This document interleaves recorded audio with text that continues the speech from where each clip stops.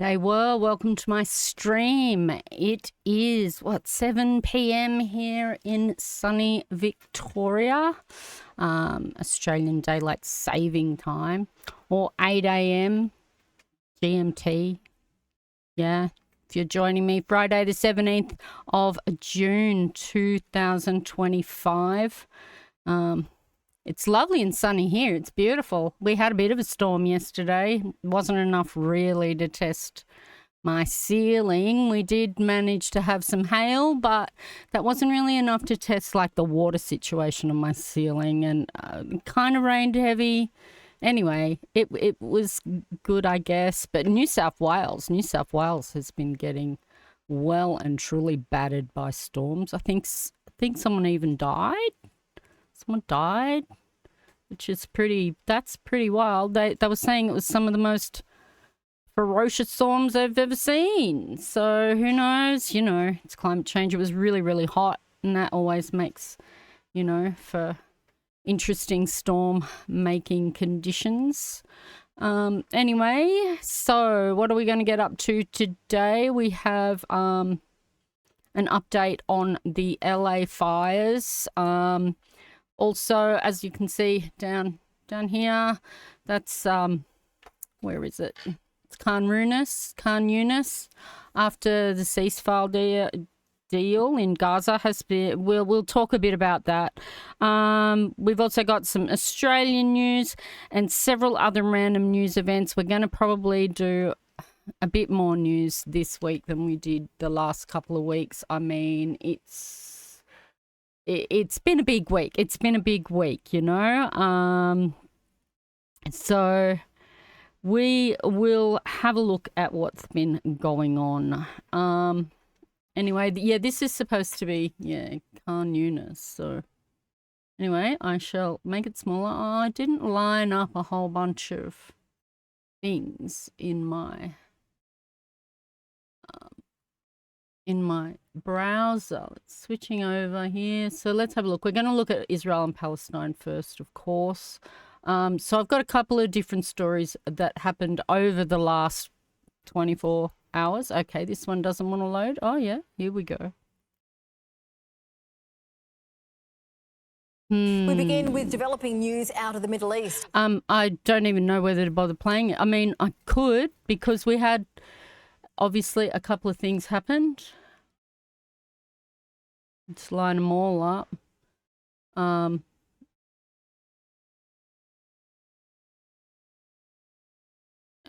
So they were going to have a ceasefire, and then Netanyahu kind of put a block on it. And then today we've had some progress in that. So I guess we'll start from the beginning of the story. Where Israel and Hamas have agreed to a 6-week ceasefire. The temporary halt in the 15-month war is due to begin on Sunday. Under the deal, dozens of Israeli hostages will be released and hundreds of Palestinian prisoners will walk free. 10's John Paul Gonzo reports from London. Place that has so often felt devoid of hope. Finally, some joy. Tears and disbelief on the decimated streets of Gaza, where there is now an end in sight to 15 months of bloodshed and suffering, which has seen more than 45,000 Palestinians killed. The Palestinian And even that's probably an underestimate. people have gone through hell. Too many innocent people have died.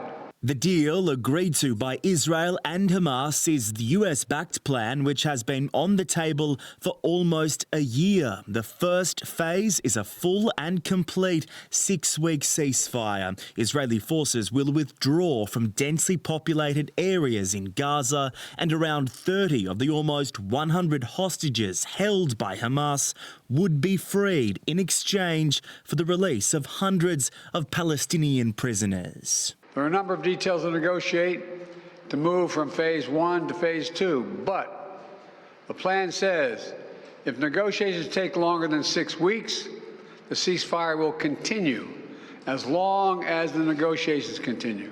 Humanitarian aid will rapidly... I really don't think that Biden's gonna be able to enforce any of this, but anyway. increase to feed a population on the brink of famine, but at this stage there are no firm details on what that looks like or how it will happen. Israel's cabinet needs to approve the agreement, but the pause in fighting could begin as early as Sunday, a day before Donald Trump's inauguration. Books credit for this, Mr. President, you or Trump? Is that a joke? Oh. From our Prime Minister... I mean, there's some rumours going around that Trump, sent somebody there or talked to him, wanted this sort of done. People are talking about this being some sort of similar to another historical event. Of course, the names are going to slip from my mind right now. But, yeah, it's kind of not unexpected that this would get held back until the last minute. Agreement is a constructive step towards peace and stability in the region. Today must mark the beginning of a new chapter for the Israeli and Palestinian people. For the relatives of hostages, it is overwhelming. Yifat Zayla's cousin was kidnapped along with her husband and 2 young children. I want to know already if they're coming back. I want to know already if they're okay or not. She should find out soon. Her story just one in a war which has scarred so many people. John Paul Gonzo, for 10 News First. The uncertainty has got to be extremely, upsetting and, just horrible. But that reality is true for many people. A lot of these people that are getting exchanged, the prisoners that are being returned, probably most of them have been locked up as children for years. Anyway. But in the meantime, Israel attacked and killed at least 80 in Gaza after the ceasefire deal was announced. So, it's being celebrated, but we've got, Israeli forces killed at least 82. That was since they announced the ceasefire. So, I just feel like they're just... Same with when they, come to a ceasefire with Lebanon. They did as much bombing as they could in those couple of days. I don't know. It's weird. Agree to a ceasefire, so we're just going to keep fighting for 3 or 4 days. I don't know. But apparently it needed to be put to, a cabinet meeting or something and needed to be voted on in cabinet. And, so... Israel attacked and killed 80 people, but it was Hamas that was reneging on the deal. And people need to know that this is the deal that Hamas put forward 2 days after October the 7th, and have not been getting any movement on from Israel's side. There's a few things going on here. People are saying that Bibi's trying to retain power, that he's clinging on to power, and also that he's trying to avoid some court charges and stuff. So that, and the longer that this goes on, the longer he doesn't need to worry about that. But, the longer he avoids that. But it does seem, so I'm not going to play it because I don't like to give a voice to things that horrible people say, right? A platform of their own for them to say that. But we'll have a look at this one, which is still what he's said, but Netanyahu says Israel's cabinet will convene to consider a ceasefire. So let's have a look at that one. Prime Minister Benjamin Netanyahu says officials have reached a deal with Hamas to return hostages in return for a ceasefire in Gaza. That, according to the Associated Press. It comes after a crucial cabinet vote on the long-awaited Gaza ceasefire was delayed by internal ructions in the Netanyahu government. But multiple Israeli cabinet ministers have condemned the deal. The country's national security minister, Itamar Ben-Gvir, has threatened to resign from government if the deal goes ahead, describing it as a dangerous capitulation to Hamas. The willingness to pay heavy prices for the release of the hostages also exists with us. We are ready to do anything that will lead to their release. The existing deal increases. No, they're not. They want to just keep bombing them. Hamas's appetite and motivation. This deal is letting them attack, explode and kidnap and get what they want. However, Israeli media outlets are reporting the... I don't know how, like, obviously he just wants to wipe them out. Like, so, you know, that's the only solution he sees. He doesn't see the colonising. He doesn't see, you know, the apartheid situation that they've put these people in. He doesn't see that this is going to be an endless war if you want to just get rid of Hamas, because they just keep creating more people who are resistant to this colonisation, this whole situation, the more that they kill their relatives. Cabinet vote will go ahead before the ceasefire is due to take effect. The US is also confident the 6-week first phase of the deal will take effect from Sunday local time, with Secretary of State Antony Blinken saying it was always likely to face some opposition in Israel. Yes, I am confident, and I fully expect that implementation will begin, as we said, on Sunday. Look, it's not exactly surprising that in a process and a negotiation that has been this challenging and this fraught, you may get a loose end. We're tying up that loose end as we speak. Meanwhile, officials in Gaza say more than... Wow, no mention of anything else that happened at that press conference. We'll have a look at that in a moment. 70 people have been killed in Israeli airstrikes conducted since the deal was announced. The World Food Programme has described... And there was some strikes just about an hour ago. ...the needs in Gaza as desperate and says it's ready to immediately scale up and distribute life-saving food, which has been backlogged at the Gaza border.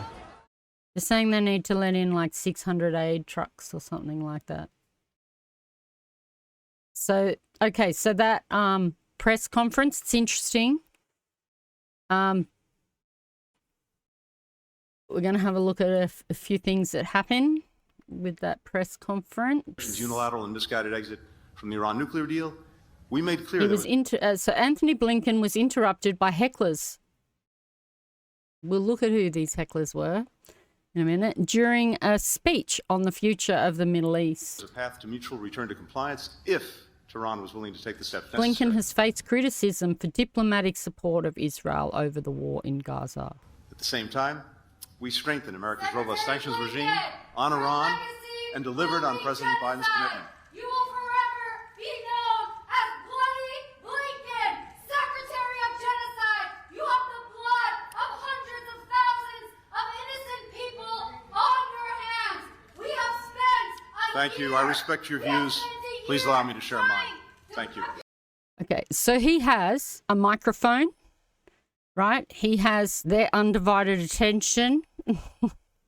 There is nothing stopping him sharing his view. He's not being dragged out by whoever this is, some White House staff security, right? So he's sharing his opinion, but what he thinks is that if you share your opinion, that you don't have to face criticism and consequences for your actions. Is that how it goes? We've written you letters. We've held car rallies. The blood of innocent civilians, of children, is on your hands. We will not forgive. These are the goals that I've worked to advance over a dozen trips to the region since October 7th.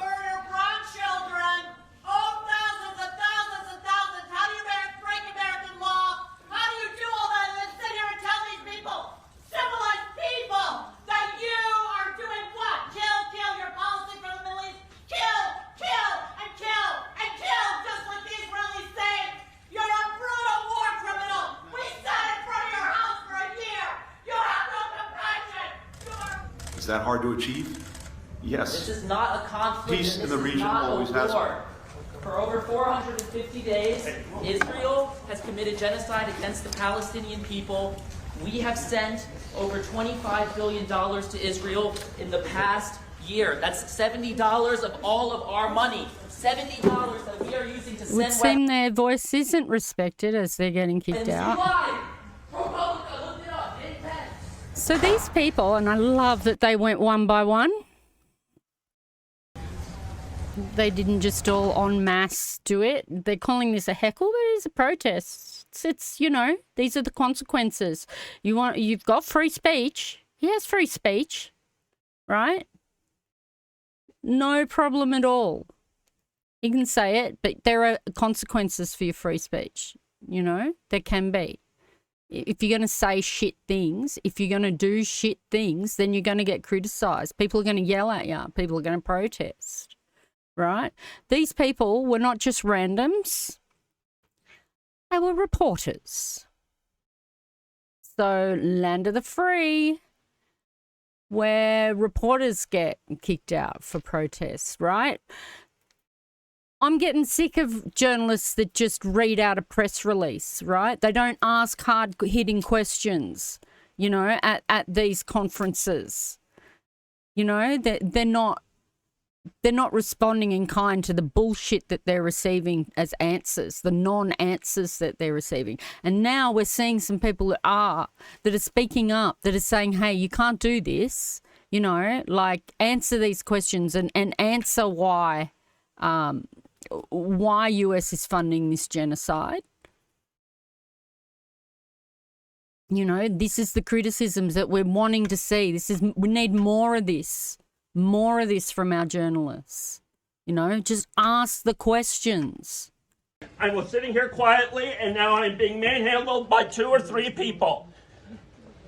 You pontificate about a free press. You pontificate about a free press.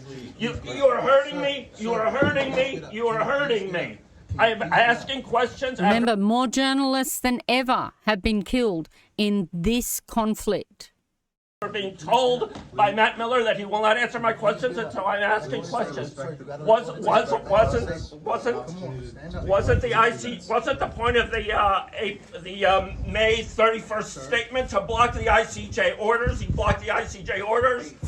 Please, sir, respect the process. Oh, respect the process. Respect the process. Well, everybody from Amnesty International.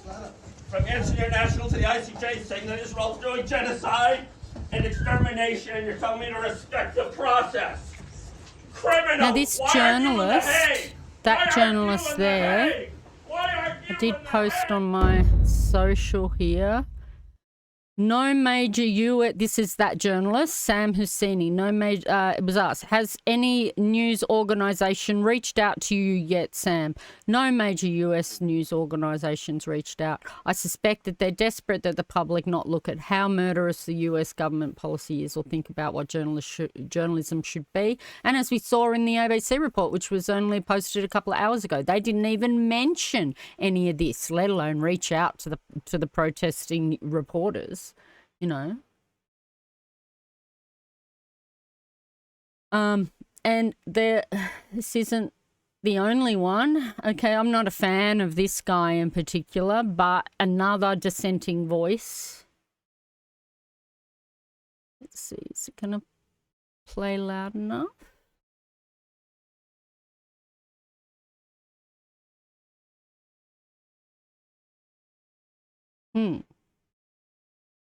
I do not know why it's not playing.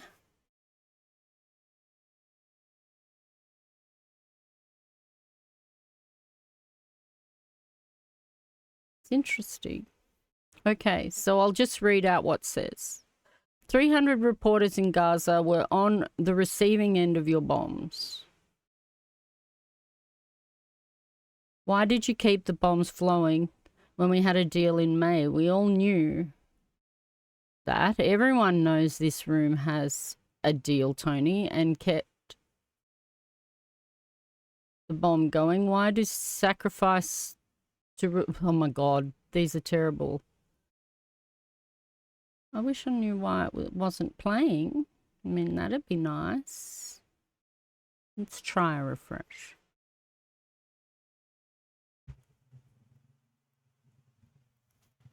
No. Well, obviously, we can go look on his Twitter. Maybe? Can I get it from there? No. Like, why did sacrifice to rules-based order? Why did he sacrifice rules-based order? And he's talked about international, under mantle of commitment to Zionism. Why allow my friends to be massacred? Why allow homes in Gaza to be destroyed when they had deals in May? You keep destroying our religion, Judaism, by associating it with fascist racism. You waved the white flag before Netanyahu. You waved a white flag for Israeli fascism.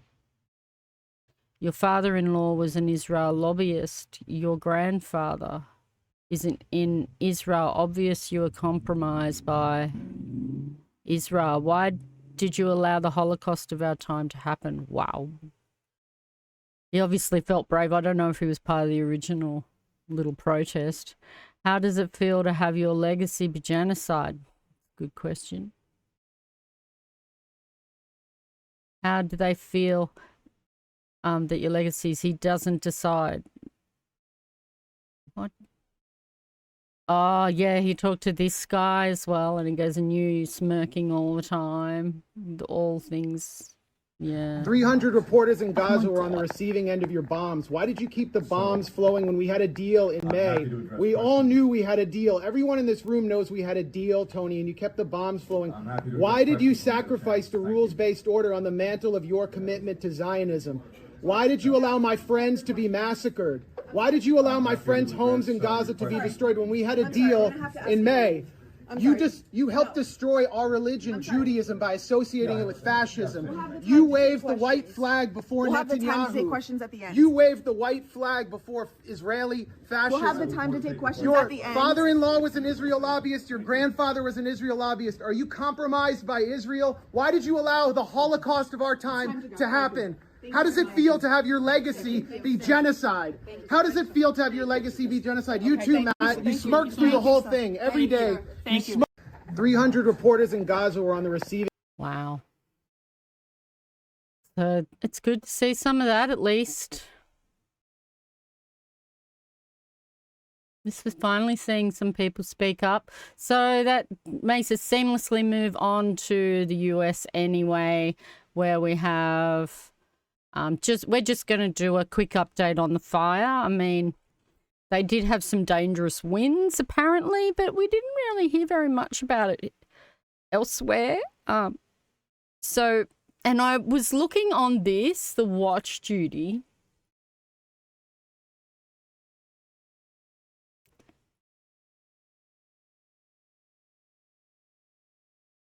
And when I looked out here, this was like yesterday yeah, here we go. Look at all this. So this is all controlled burn. And I think there was a whole bunch of it out here as well, like when I was looking the other day. So I think that they sort of concentrated on doing a lot of that, and perhaps that has helped, you know, reduce where new fires would spark or something like that. I mean, these fires have grown just tiny bit. I've noticed this one sort of creep towards this road here, and it's slowly creeping over this. But it does seem to be that they've subsided a little. Crews improved containment on Palisades and Eaton fires as the winds died down. There's growing frustration among residents desperate to see what's left of their homes, but there's also growing risk that significant weather could return in Los Angeles and Ventura County starting early next week. So it may not be over. And also there was a landslide, a house. So a lot of these houses, obviously up here in the Palisades, are up on like these hills and stuff. And a house, I believe a landslide sort of fell onto the house, split it in two. It's a house that had survived the fires, and it split them in two. And so what causes these landslides? Obviously, you know, the fire itself would make the ground unstable, but all the water that gets used to put the fire out makes the ground unstable. And what you may also see after all these fires is that this will cause its own like storm weather system, and bring a heap of water. We see a lot of we see a lot of rain after these fires, after we have bushfires, and then that washes all the sediment into the water and fucks everything up in its own right way. And it creates this, because there's nothing really holding the ground together properly, and it can cause landslides. So that's something to be very aware of, and that's why they can't really let people return just yet. We'll just go back to this update here. So they have contained 27% as of 8 p.m. Thursday, up from 22% in the early morning, because that was pretty bad. So it's burned 23,713 acres. Officials confirmed 3,328 structures in the Palisades have been destroyed and 591 damaged, with totals expected to rise. And officials have confirmed 10 people are dead from the Palisades fire. So some mandatory evacuation zones were open to residents only on Thursday afternoon. They must bring a valid photo ID, shows their name, photo, physical address such as a driver's license, according to the LA County Sheriff's Department. Many of the Palisades, Malibu, Calabasas, Brentwood, and Encino are under evacuation orders or warnings. And so, yeah, you've got to keep your eye on the warnings still. And it looks like there's going to be more trouble next week, so you got to keep your eye on those warnings. The Eaton fire containment is at 55% as of 6:20 a.m. on Thursday morning, up from 45% early on Wednesday. It's burned 117 acres. Officials have confirmed that 6,782 structures were destroyed, so significantly more over here in Eaton, and 773 were damaged, with totals expected to rise. Officials have confirmed that 17 are dead from the Eaton fire. The Los Angeles County Sheriff's Department announced on Thursday that residents who live along Canyon Crest Road into the meadows east of El Prieto Road can re-enter the area. Residents must bring a valid photo ID with your physical address, such as a driver's license. And the exit and entry points will be at the intersection of Canyon Crest Road and Lincoln Avenue. All right, so that's great to hear that they've managed to contain it a bit more, and hopefully they can get it, really, really well and truly under control before next week's weather risk comes in. There may have been another one on the fires. Yeah, this one here that talks about the expense. It's interesting that my internet seems to be a little slow. We're on stable volume 50. What? Oh my. All right, here we go. So the costliest disaster. LA now, and the fire danger remains high in parts of the city, threatening to potentially add to what the governor says could be the costliest disaster in US history. Dania Bacchus has more. With the final rounds of dangerous winds moving through Southern California, officials are turning toward recovery efforts. Here in the fire-affected neighborhood of Pacific Palisades, crews are checking gas lines, down power lines, and in worst-case scenarios, uncovering human remains. All steps necessary before allowing residents to return. A bird's-eye view of the devastation in idyllic Pacific Palisades, where this retro Volkswagen bus is the only pop of color. Students from destroyed schools in the Palisades like this one were relocated to other campuses in the area Wednesday. It's also sad that my school got burned down and there was not much left. Crews cleared dry brush in Santa Monica amid concerns of increased fire risk. We're still in a weather pattern right now, so I ask you to stay vigilant. Conditions are expected to improve later this week. Residents who've lost homes and property are urged to register with the Federal Emergency Management Agency, which has received more than 53,000 applications for help and distributed $12 million in basic needs.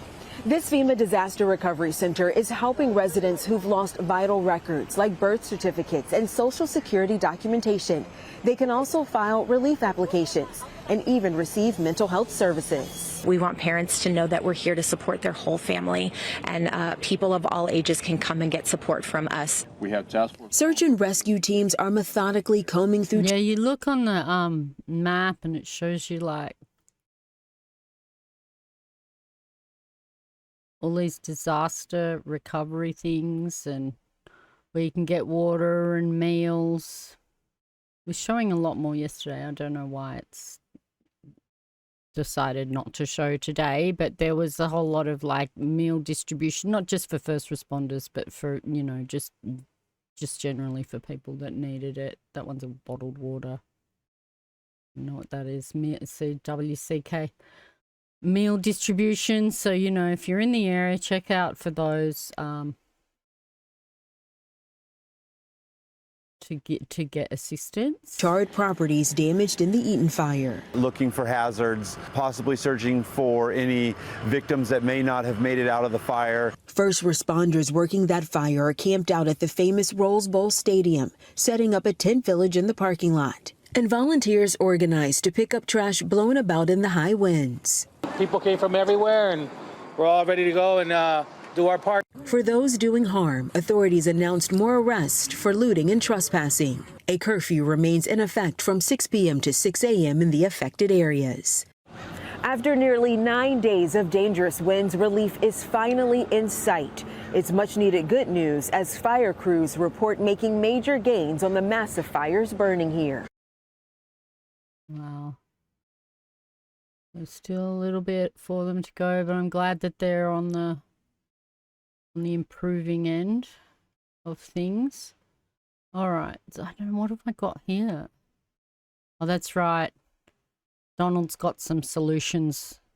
Donald's got some solutions for California. It's my honor to announce that Jon Voight, Mel Gibson, and Sylvester Stallone to be special ambassadors to a great but very troubled place, Hollywood, California. They will serve as special envoys to me for the purpose of bringing Hollywood, which has lost much business over the last 4 years to foreign countries, back, bigger, better and stronger than ever before.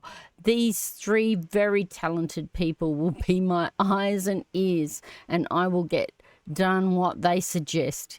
It will again be like the United States of America itself, the golden age of Hollywood. These are the best. These are very talented people. Mel Gibson, Sylvester Stallone.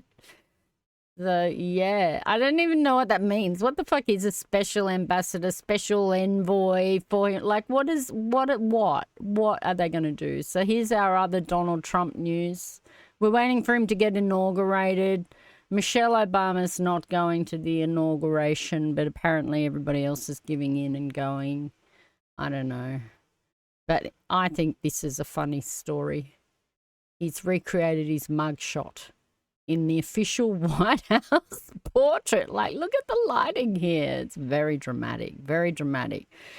This is fucking historical. This is going to be like the pictures that get used in the future, like when they tell the story about what happened in 2025 and 4 years thereafter, possibly more if he manages to stick around. He did say no one would have to vote again after he came back. All right, and so, well, this one, we're going to watch this one because, and I saw some great comments regarding this. Now, if everyone's laughing at you when your spaceship blows up, maybe you're not a nice guy. Back to some breaking news on that SpaceX Starship that lost comms with SpaceX right after launch. SpaceX is now saying there was a rapid, unscheduled disassembly. And look at this video. We cannot confirm that that's breakup from the Starship, but it did happen right when the ship was confirmed lost on the live stream. I want to bring in Marissa Parra, who's joining us now. No one was on this ship. I don't really know what. It was a test flight. There we go. Rapid, unscheduled disassembly. Now, and we want to be careful, obviously, because, you know, still can't say 100% with certainty that that's what it is. Okay, well, what would it be, lady? sometimes this stuff, like what? Who's going to sue her? Experts like are it's saying allegedly the space. I don't even want to watch them now. Oh my goodness! But we got the footage that we wanted to see. That's all I wanted to see. That's all I wanted to look at. Okay. This one, look, I'm not a big fan. I guess I watched Twin Peaks. But I kind of got traumatized when my partner kind of made me watch Blue Velvet, and I did not enjoy that at all. But there are a lot of people that are pretty upset about the death of David Lynch. So I just thought I'd mention it. You know, he was celebrated for his uniquely dark vision in movies such as Blue Velvet, Mulholland Drive, and the TV series Twin Peaks. And he died just days before his 79th birthday. So, yeah, there's a lot of people that are upset by it. John Carpenter, one that I saw some posts from about his friendship with David Lynch just not long ago. So, the, you know, legendary horror creator. Yeah, David Lynch sort of did things that were a little bit more wacky, a little bit more surreal, I guess. You know? All right, on to Australian news. We're actually getting through this pretty quick. I'm happy. All right. This really weird thing happened. I don't know if I'm going to play the whole... Maybe we can play the whole thing. A suburban supermarket, now the scene of an alleged unprovoked assault. This is an abhorrent attack. It's an isolated attack, it's a random attack, and certainly it has no place in our society. A 63-year-old Coles employee was working at Yamanto Central when she was allegedly stabbed by a 13-year-old boy. Nobody should be going to 13. work to make a living and then be attacked whilst they're at work trying to earn an income. Staff at a nearby sushi stand heard screams. When I saw her, it was very scary. I saw with the knife at the back, so I was very scared, and I was still, my body was shaking. Police say the alleged attacker was restrained by members of the public and security. And I want to acknowledge those persons for their brave actions yesterday afternoon in assisting police. The woman I feel like they need to share more about the motivation, I guess. Remains in a critical condition in the Princess Alexandra Hospital. We're conducting a number of inquiries in regards to how the youth came to be in possession of that knife. Business is somewhat back to normal here at Yamanto Central. While Coles has reopened, a spokesperson has told the ABC their thoughts are with the 63-year-old and they're offering support to all affected employees. Apparently they removed all the knives, like, off the shelves as well. Like, you can't buy a knife anyway without, like, you have to prove that you're 18 or something to buy the knife. Police are now patrolling the centre. It's getting a bit scary at our age to know whether you can go out and be safe or not. Well, I know it's a safe area, so it's a one-of. You know, you're going to have those sort of people everywhere. The 13-year-old boy has... Now, that's some good practical Aussie advice there, you know. It's like, you know, things do happen, but it's an occasional event. This is a one-off, and it is pretty one-off. Been charged with attempted murder. Wow. His case was mentioned briefly in the Ipswich Children's Court this morning, media. where it was adjourned to next month. Toby Loftus, ABC News, Seems Ipswich. to me like he must have some sort of mental, like, illness or something. I don't know. I'm not even going to suppose to, I guess, come up with an idea as to what would have prompted that. I mean, it's just so out of the blue kind of thing. Anyway, we have a human rights report lashes Australia. Come on, Guardian. All right.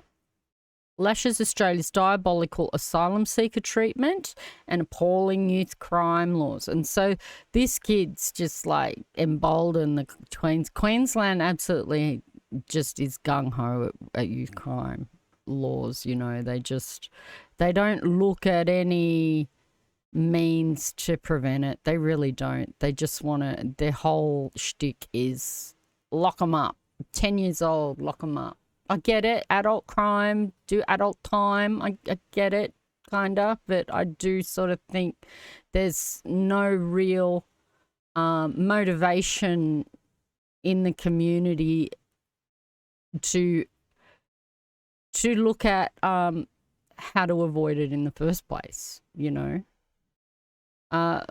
So the latest world report by Human Rights Watch describes country as vibrant democracy, marred by some key human rights concerned. I mean, I guess we're vibrant in compared to some democracies in Australia, in the world today. Anyway, I'm going to read this one because I think that, you know, accountability is important. And we shouldn't shy away from accountability. Australia's diabolical treatment of asylum seekers and youth crime has worsened. A global human rights advocacy body has warned, urging voters to push back on leaders politicising the issue for gain. Human Rights Watch, which is going to be both sides, right, of the aisle do this. Human Rights Watch latest world report has lashed Australia for going backwards on children in the criminal justice system in 2024, referencing the Northern Territory's decision to reintroduce spit hoods for youth detainees and the continued use of watch houses to detain children in Queensland. Last year, a Guardian Australia investigation revealed confronting footage of children in Queensland watch houses locked in freezing isolation cells becoming panicked and struggling to breathe. If people want to watch these videos, they can do so. I'm not going to play them on here. They're probably going to be against Twitch toss. You can look up this story on The Guardian. 17th of January it was published, so that is today. And have a watch of these videos. I've watched videos like this before. I haven't necessarily watched this one, but I have watched them before, and they can be quite distressing. And you know, and you think their age and just that they're children. There's got to be interventions before you get to this stage, and the interventions are not working or they're not good enough. In December, the new Queensland government passed adult crime, adult time laws, dramatically increasing maximum sentences for child offenders. The government concedes the laws are contrary to international and state human rights law, are discriminatory against young people, and will have a greater impact on Aboriginal and Torres Strait Islander children. So the government even concedes that from the outset. Just lovely. The state's Premier, David Crisafulli, this week vowed to make many more changes to strengthen the state's hardline youth justice laws. And now we've had this kid that's gone and stabbed this. And who knows, probably, like I said, it's probably some sort of mental health issue. At 13, you've got to be, you know, there's something happening there for a kid to just like stab someone randomly in the coals. Anyway, Human Rights Watch, a global body which provides country-level reports for more than 100 countries, describes Australia as a vibrant democracy marred by some key human rights concerns. But the organisation's Australia director, Daniela Gavshon, told Guardian Australia those concerns were heightened last year and that changes in the youth justice system were appalling and the complete flagrant disregard of international standards.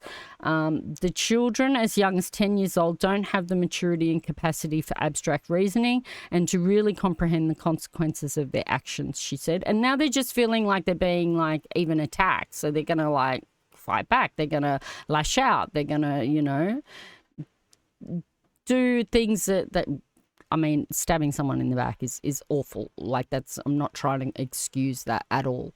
But they're feeling attacked. They're not feeling supported. And, you know, often they've got nothing to do and they're from very poor communities and things like that and poor families. And there's just nothing. There's nothing to get them off the street, to occupy them, and positive role models or anything that, you know, or even to connect them with positive role models. Like, is there any for them? There's nothing to stop governments making non-criminal, child-friendly, multidisciplinary interventions that can be a response to unlawful behaviour.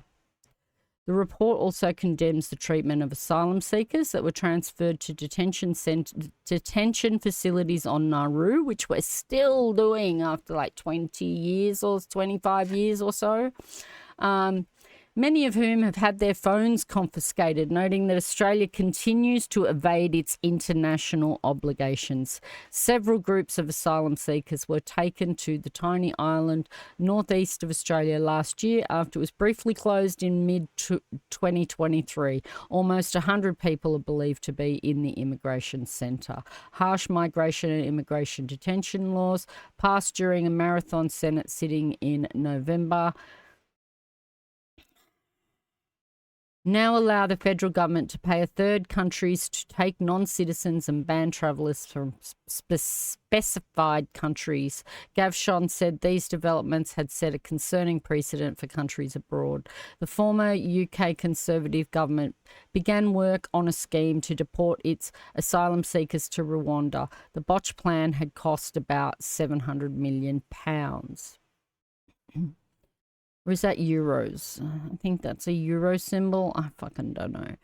Countries have looked at Australia as an inspiration for the way it treats asylum seekers and refugees, and that's really diabolical. Holy shit, it sure is. Australia is not a country to be following on asylum seekers and human rights. With the federal election due to be called by May, Gavshon said she was concerned politicians had demonised asylum seekers and refugees to win votes, urging Australians not to buy into the political rhetoric. We need to see these people as individuals and people and really humanise them. The minute we stop humanising them is when we start to get really worrying policies. And, you know, the Labor Party are just going to keep moving further right as much as they can, trying to win these votes from people that are never going to vote for them. It's the same situation as what was fucking going on in the US with the Republicans and the Dems. Dems keep moving further right, trying to get Republicans who are never going to vote for them to vote for them. It's just ridiculous. I don't know. Why can't they just be their own party? Stop trying to capitulate to the right, which have gone crazy. Like, seriously, they can be something totally different to Dutton. They could have stood out against AUKUS, but no, they just took it on. They just took AUKUS on. You know, like, just, I'm so angry. Sorry. Okay. So that's human rights things. And, you know, we're going to follow America as much as we can. Why not? Because they're so successful. They're doing so well over there at the moment, aren't they? That we're heading into our own bulk billing crisis. Out-of-pocket healthcare costs continue to climb across the country, with new patients especially disadvantaged. A survey of clinics nationwide has found the rate of bulk billing GPs continues to decline, and in one state it is non-existent. There's no denying it's harder than ever to see a GP. Cleanbill's Blue Report has revealed 1.5 million Australians are avoiding visits to the doctor because of cost concerns. In just 2 years, you've seen an increase. This is a country with universal healthcare. This is so bad. This is so wrong. Instead, we're going to spend $368 billion on 8 subs that they won't be able to give to us. They won't be able to give them to us, right? And when we could have spent that money on, like, firefighting equipment, our own firefighting planes, we could spend money on making dental, putting dental into Medicare and improving the Medicare and bulk billing system. We've just had like 200 psychiatrists or something threaten to resign or have resigned or something from New South Wales because they're not being paid enough. Increase in almost 1 million Australians not going to see the GP because of concerns surrounding cost. And that's really worrying. The report shows that nationally, out-of-pocket costs have increased by 4.1% to $43.38. Tasmania had the largest out-of-pocket cost, an average $54.26, while Victoria had the lowest at $42.01. Of course, that's if you can get an appointment. CleanBill surveyed 7,000 GPs across the country. It found the proportion of bulk billing clinics had fallen by 3.5%. In 2023, around 1 in 3 GP clinics across the country would bulk bill for a standard consultation. 2 years later, it's just 1 in 5. New South Wales has the highest rate of bulk billing clinics at 34.5%. There is no bulk billing in Tasmania, no way. 5%, while Tasmania has none. All Australians deserve affordable access to a GP who knows them. Right, and this has deteriorated from the LNP. Like, they said that they wouldn't attack Medicare, but slowly but surely they remove costs from it, and then Labor capitulating to that and just making the situation worse and worse and worse. What this report shows is that we need substantial investment in Medicare to support bulk billing. The ring around of general practices by this private company is no substitute for core Medicare data. Official Medicare data shows just over 77% of GP consults are bulk billed, but the CleanBill report bases its statistics off new patients without a healthcare card, and the availability for those patients is much lower. When I was Health Minister, the bulk billing rate was 84%. It went up to 88% when we were in government. When Peter Dutton was Health Minister, in one short budget, he tried to abolish bulk billing altogether. Georgia Simpson for 10 News First. Yeah, that's more accurate, but like both of them are useless. We need to vote for independence. Vote independence or green. Go out there, meet your local independent that you have. Hopefully, if you've got one, there's certainly more and more independents becoming available. If you have a local independent in your area, chances are you're going to be able to go down, meet them, talk to them, tell them your concerns, discuss what they believe, and actually find out, because it's the only way that we're going to be able to hold the uni party to account. We are lucky here in Australia. We have a preferential voting system. Let's use it. And this one, a good news story. It's just a total mystery. A good news story, though. Alex was meant to face a hearing in the Magistrates Court in Hobart. Instead, they're walking free. Pretty nerve-wracking, if I'm honest, but I knew what I was going into. They are the 16th native forest logging protester to have their trespass charge withdrawn in the last... Look at this crime here in this beautiful forest. Look how big and old these plants would have been, these trees. Yet who was arrested? Few months, anyway, with police tendering no evidence against them. It's a bit peculiar, but I think when they suddenly kind of tried to ding everyone with something, they were signing up for a hefty challenge. Alex was arrested while carrying out a tree sit in a protest at Brady's Lake. Other arrests were at protests in the Wentworth Hills and the Styx Valley, all last year. It is unusual. We understand that the evidence that isn't being tendered is on Forestry Tasmania. And another 22 protesters arrested in Tarkine last year are also making their way through the courts. Sustainable Timber Tasmania says it's a matter for police. Tasmania Police says that legal deficiencies were identified in the matters, but these weren't disclosed, and that there was no issue with how the arrests were carried out. And anti-forestry protests are showing no... The issue is that they're just protesting. They're just protesting, and that is legal. Sign of slowing. Just today, they caused work to stop in Western Kunani, Mount Wellington, with one protester suspended 9 metres above the ground. He has been charged with trespass. It's causing frustration for logging contractors. Everybody has their right to protest, but we also have a right to work. The government passed...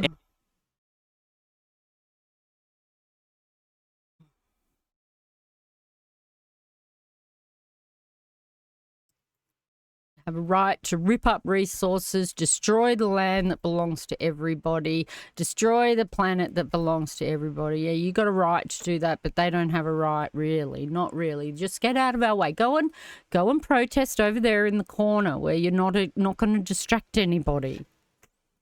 Anti-protest laws in 2022 for increased penalties for people who... Anti-protest laws, even that is just so dystopian. who disrupt workplaces like active logging coops, but protests are continuing. It really does have an impact, and these sort of antics do need to be brought to heel, but in relation to specific charges, I'm not going to comment. Alex says they'll keep protesting, and others will as well. Adam Holmes, ABC News. Very good news. Very good news. I'm so glad. Like we're seeing something positive for once around protesting. Good to see. Okay, what have we got? Okay, this is a kind of good news story. I mean, it's not good that the gorilla was in a cargo hold, but they rescued it. And so we're going to watch it for the cute gorilla. A young gorilla was discovered in a box on a Turkish Airlines flight in Istanbul. How it looks at them. The animal was rescued from a plane's cargo after leaving Nigeria. Oh. He has been named Zeytin and is recuperating at Polonezskoye Zoo. İlk geldiğinde 9 kilo 400 gram. When he first arrived, he weighed 9 kilos. Bugün itibariyle baktığınız zaman. But today he's reached 10 kilos and 400 grams. I know what that's like when you gotta like every gram, man. Every gram counts when you're weighing a baby. That's so cool. 10 kilo 400 grama ulaştı. Boyu ise 62 santim. His length has increased from 62 centimeters to 65.5. He's so cute. Look at the toys. Look at the toys. Oh, he's a baby. Ulaşmıştır. Of course, we want the baby gorilla in its current situation Elbette bu mevcut to durumdaki continue its yavru life in gorilin its kendi homeland ana and vatanında geography. coğrafyası. Therefore, we continue our talks with international organizations, the city's secretariat, yaşamını devam ettirmesi. Onun için biz bu konuda hem uluslararası kuruluşlarla, and the relevant countries on this issue. sekreteriyasıyla Yes, that's right. We're into the good news stories. Oi, oi, one true top villain. Any update on the guy that suplexed a Karen on the road? No? What do you mean? What guy? I don't know what happened there. Some guy, a Karen on the road? I don't know anything about such a story. It was obviously in Australia. You need a follow-up. I don't recall. Is it a story I covered long ago? I don't think so. If it's something new, I have not heard about it. Okay, so we have... It's on the Daily Mail. Well, that makes sense. See, I don't really follow the Daily Mail. You know, the only thing that I think that's good from the Daily Mail is that they always have great photo coverage because they're like paparazzi. So they've always got the best photos. But I don't generally read the Daily Mail and, you know, I try to sort of block Murdoch and Murdoch type related press. It used to be Murdoch. I don't know if it still is, but I dropped interest in Daily Mail a long time ago. It's only if I really want to see photos for something that I sort of get into the Daily Mail. Sounds like a bit of a sensationalist story. You know, we've got some guy on the road, a Karen. Like, even the referencing is just a little... Yeah. Okay, so we've got poo balls and I think they're called tar balls or something, but they're these balls of gunk washing up on the beach in Sydney. This closed 9 beaches, and they're calling them mystery balls again, but we know what they... Well, I'm here at DY, one of the several beaches that have been shut down because of these marble-sized debris that have washed up on the sand. Now, there's beach closed signs around the area. You can even see one here behind me, but despite these warnings, this hasn't stopped Sydney-siders from coming down and taking a dip in the water on this very humid school holiday afternoon. But they know what they are. The Sydney-siders have been told before that they're like poo and stuff. spoke to the Northern Beaches Council earlier today, and they told me that the cleansing crews are being deployed across the affected beaches to clean up the balls and send them off for testing. They said this could take a while, so the work could go into tomorrow. Now, in terms of what these greyish white balls actually are, authorities are saying they really can't say until those samples are tested. Here's what the local mayor had to say about that. We don't know what they are, so we're still waiting for tests to come back that are done by council and the EPA to tell us what's actually in them. So at the moment we're not sure. We know it needs to be cleared. We're working as fast as we can to make sure we can reopen these beaches. Who wants to close 9 glorious beaches in summer? We don't. And it was a but really we want to hot make sure day we when keep it everybody safe, not just the locals but the visitors as well. This latest discovery comes just 3 months. They're called tar balls last time.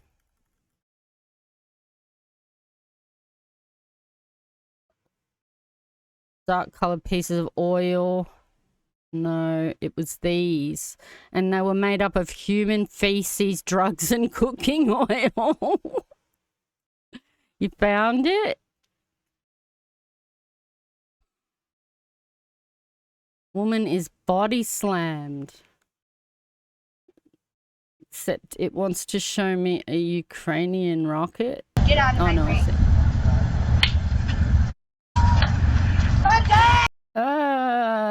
Okay. Wow. This woman faced instant karma after starting a fight in a fit of road rage. Let's go!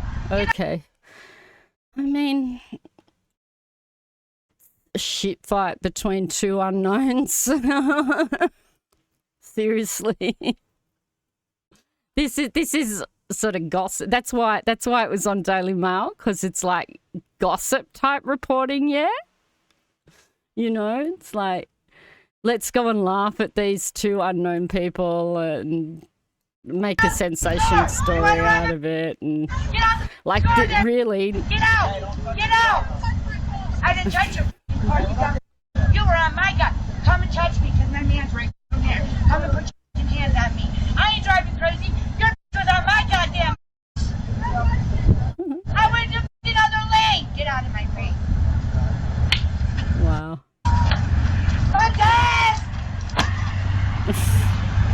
You know, leopards ate my face moment. You want to know if anyone got sued? I don't know. Didn't even know about it. As I said, like, I would say that people probably got arrested, maybe. To tell you the truth, I'm not really interested in those sort of stories. They're not really something that affects everybody. It's sensationalized for a reason, to get clicks and so that people can like gossip and laugh. They're a tabloid. Daily Mail's a tabloid. They cover tabloid news. After thousands of toxic black balls washed along the shores on beaches in the eastern suburbs. That was back in October, and researchers had found that those balls were made up of things like motor oil, wastewater bacteria and food waste. Their sources were not traced. Yeah. Now, council says they... Yuck, I don't even want to think about it anymore. Just gross. Okay, what else? And then this one. How about this one? Oh, God, Sydney Morning Herald. They never want to let me in. Someone gave me this story. Let's see if we can put it into archive.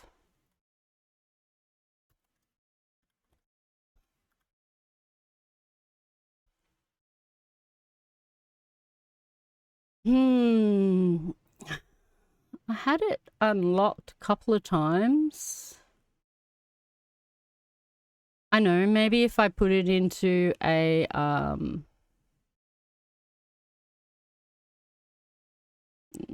what do you call it? One of those other types of tab, like a private window.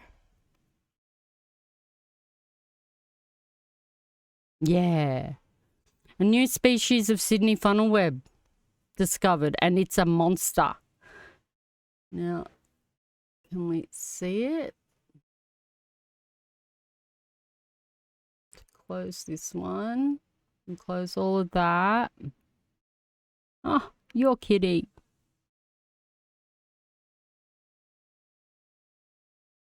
All right. Is it not picking it up?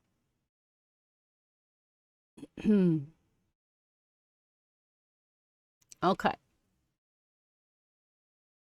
Sydney funnel webs. And it's a monster. The world's most dangerous spider just got deadlier, and they're on the move with a baby already bitten this season. Check this out. This is why I wanted this story, because it was the only one I could find where they were where they had these new funnel web spiders and like in someone's hand. Like, so you could see the size of it. So this is Kane Christensen, and the funnel web was named after him.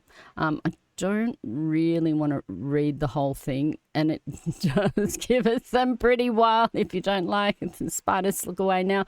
But yeah, so they were sort of, they'd nicknamed them the big boy, and they'd kind of gone, we're getting these like spiders that are like twice the size and even bigger. That of this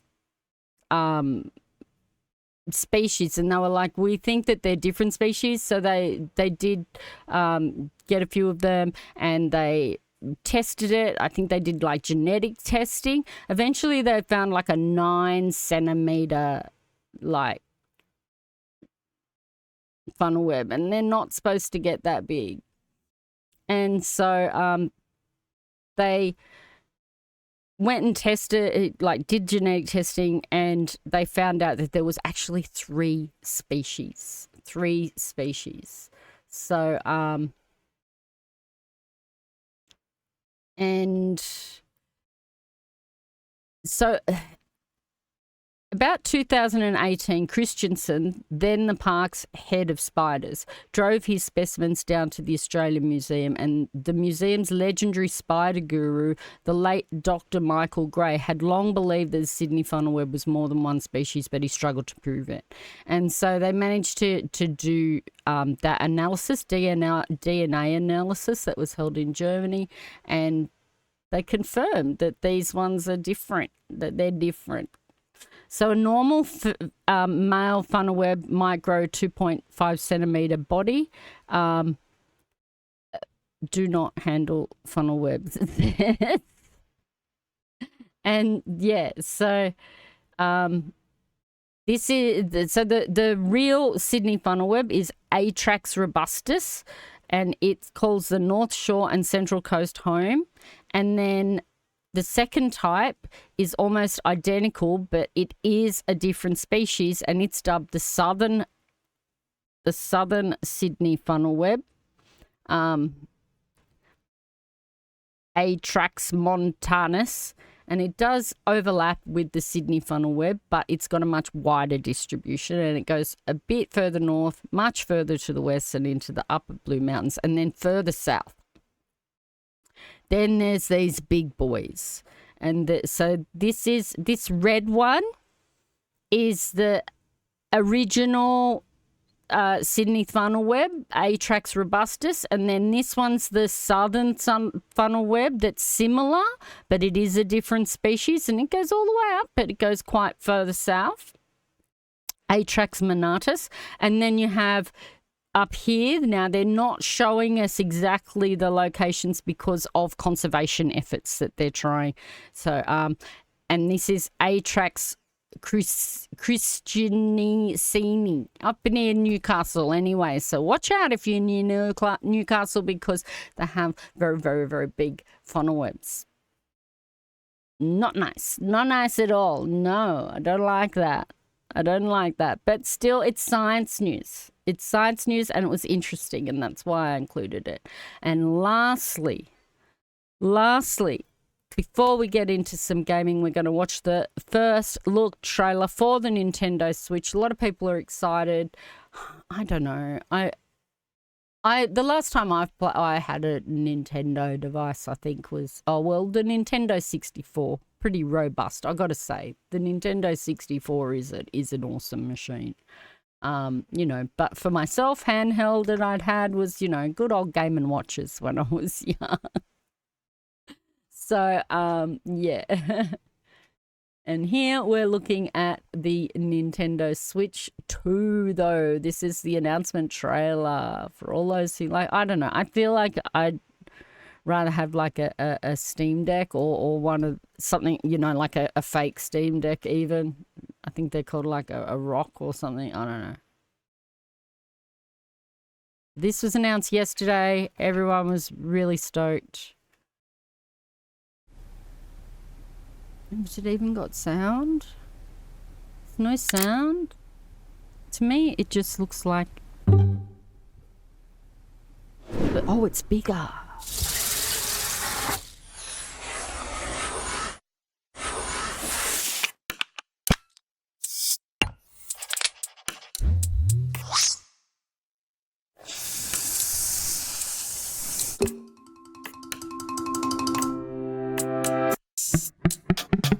Oh, it looks broken.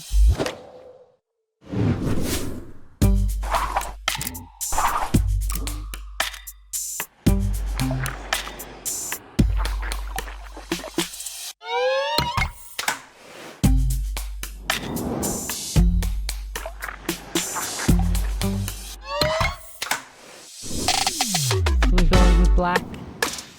I'm sure you'll be able to buy coloured ones.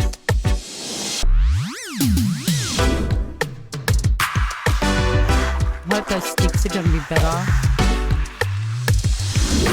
They were so tiny on the original one.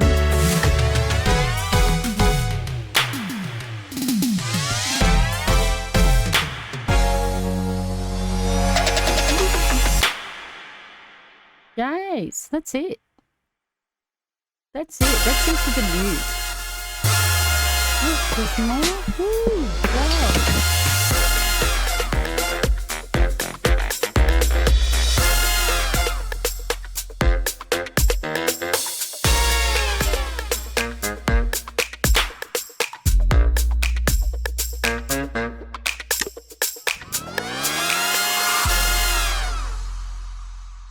Oh, so it's coming this year. Plays Nintendo Switch 2 exclusive games as well as Nintendo Switch games. Plays both physical and digital. Alright, so it's still got the slot for the thing. You know, they've gone for all black. I don't know. I think people will still go out and buy like coloured ones. No, we did. All different coloured ones. Okay, I'm pretty sure that was the last one that I had. Yeah. Awesome, awesome. Awesome sauce. Okay. I have no Save the World missions, so I'm not going to do any Save the World. Well, I do actually need to, like, clear a mission. Oh, no, maybe not. Anyway, that doesn't matter. I'm not going to do that. I'm going to play some ranked today. We can go over to the Fortnite scene, and I also need to change the title and everything. I don't know that I'm going to play any ATS today. I mean, possibly. I don't know. No, I'm more likely to play like something else entirely today.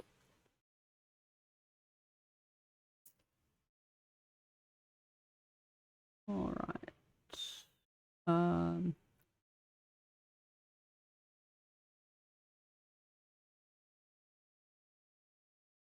Let's change the category to Fortnite. And then I'll change the title. I feel like I need to write, like, warn people, like, bad Fortnite ranked gameplay.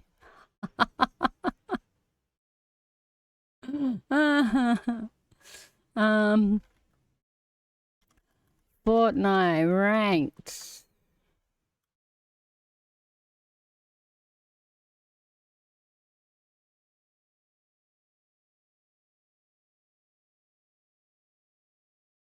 With Aussie genx mum, that's kind of weird. But anyway. I think that will do. All right, I have changed the title. I have changed the category. I shall get Fortnite up.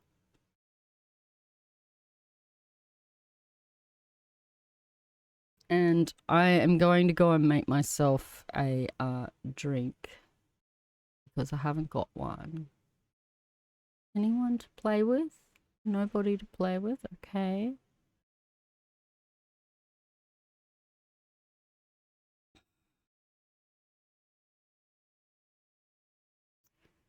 Now we have Fortnite audio on, Fortnite display on.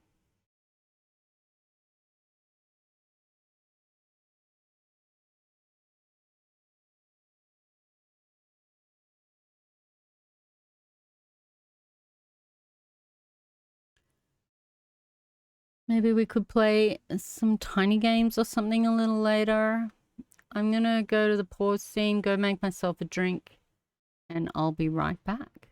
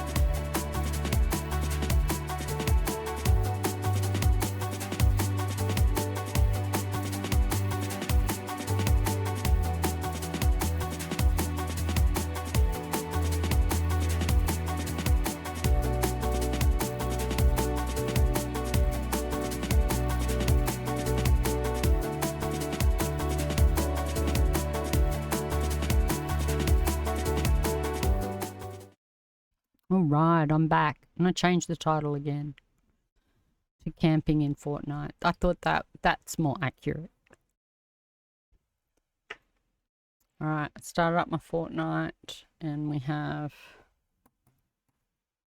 another privacy policy. Did they change it from yesterday? Because I swear I already accepted this, and there's people that are pretty outraged about it. I don't know. You know, basically telling you that they can cancel your account, like, just like that, and that there's no recourse, obviously. And if you don't accept the policy, that they'll just, like, delete your account. Continue, that's right, continue. I spent too much on this game. But as I said, you don't own anything. You don't own anything. You just lease it all, which is just such crap. Okay, we better go and remove, like, copyright content.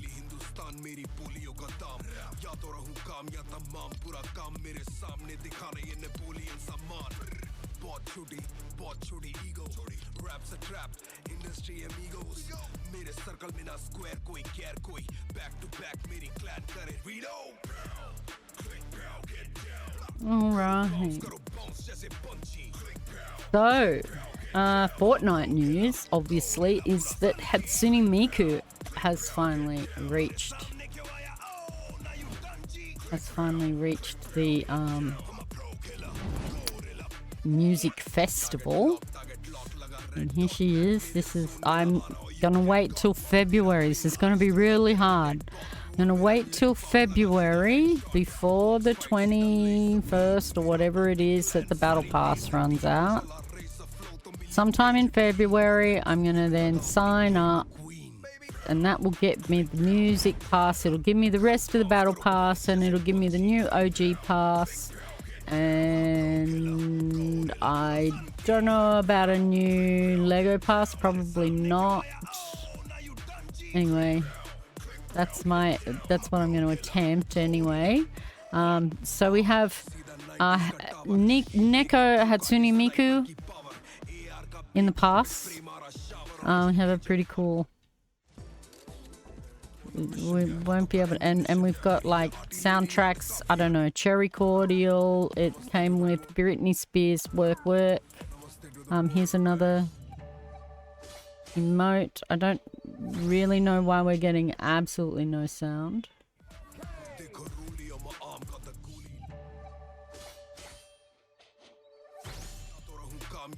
I don't know, Dexting. We have this paper lantern, cake also.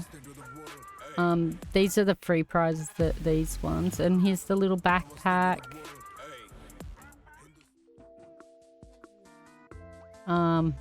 Another emote, J-Lo. Another emote. Then this song, which was pretty cool, one of the FNCS songs, and if you already owned the soundtrack, you should have got 200 V-Bucks refunded for it because it's now here. Hopefully I still own the one that I originally bought, but anyway. And then Magical Cure from Miku. That's the only Miku song that is in the pass. And then we have this like bright bomber view reward. Okay, doesn't want to let us. It's like a bright bomber version. Here we go. Bright bomber version. She looks really cute. With Hatsune. So that's, I think they did really well with Hatsune.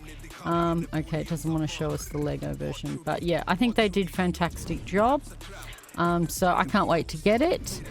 This Lego pass is March the 11th, so if I could time it where I get like the crew at like the 12th, I'll get this pass as well. I'll get what I've won of the music pass, which will be everything. I'll get the new OG pass, and it will give me the battle pass, and hopefully I will have leveled up 200 levels anyway, so that I will just be able to like by the crew and it will just grant me all those prizes. So that's the plan. That's the plan. Let's see how it goes. Let's see how it works. All right. Now, as I said, we're going to play some ranked. Oh, we better put on a ranked sort of outfit. Yeah. Something a little bit more stealthy. Something a bit more subdued. I mean, we were wearing her. I've been wearing her for a couple of weeks. And we could just go for like very, very basic. You know, that's pretty cool. We could go for like this one. She's very cool. I was using this one. No. Oh, I got the jelly skin. So you have to claim like a V-Buck card, a physical V-Buck card. You go to the store, buy, I think it's the 14th of February or something. So you go to the store, you buy a physical V-Buck card. It only needs to be 1,000 V-Bucks. And you put the code in and you'll get a free jelly skin. Okay.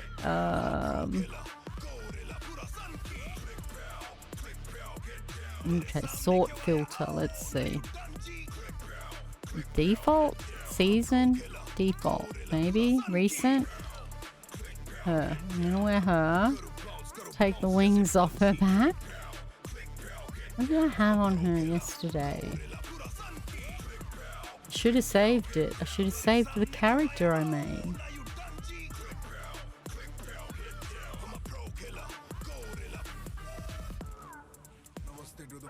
Wow, we could go with like that. No, I'm not going to. Okay. Whoa. That almost matches. It's not really the same purple though, is it? What about this? Got them all? I mean, that kind of matches.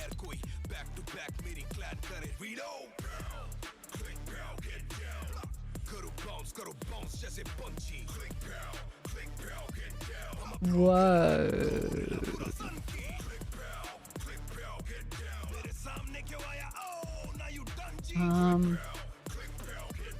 Hey, that looks cool. Oh, that's a bit bright. We're going into ranked. We're wanting to hide. What about the flower? No.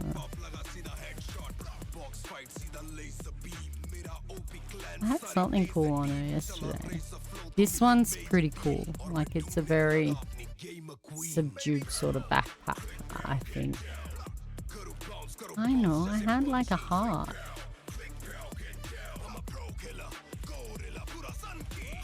Or I had a recent backpack?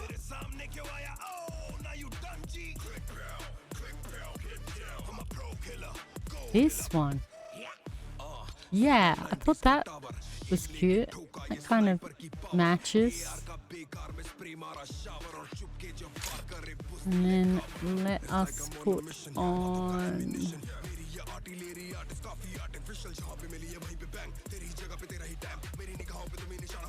Is it got a purple version? It's pink. A bit too pink.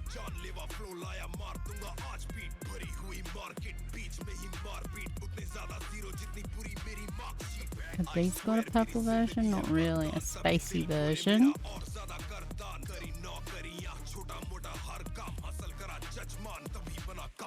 That's one I was using.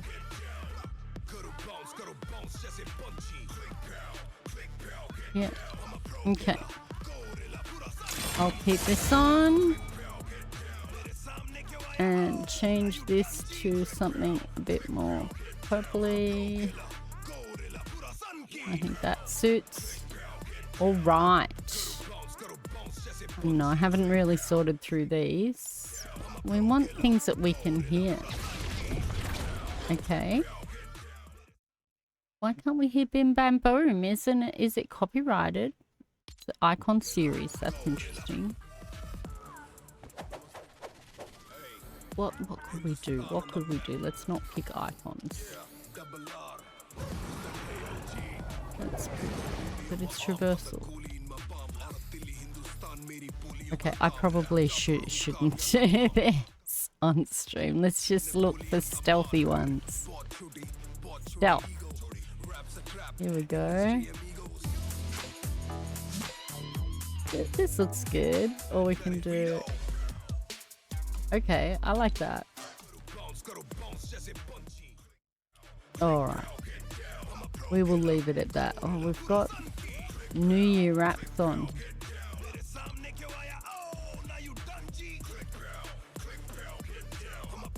Okay. I like that. Okay.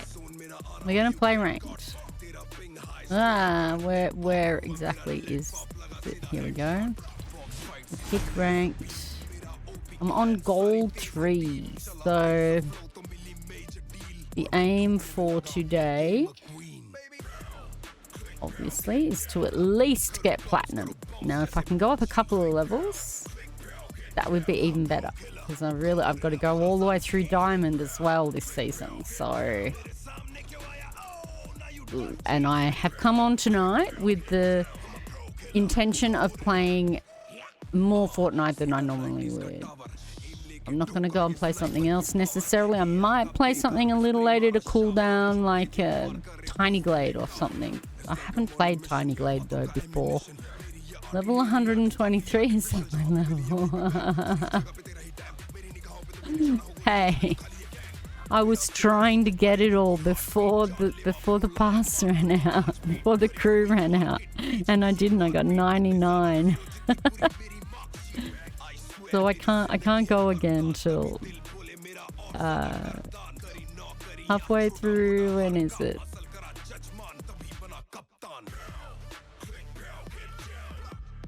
When does it say I can do it? Halfway through February. What's the aim? Come on. 16,000, only 16,000 people. Oh dear. Might be here a while.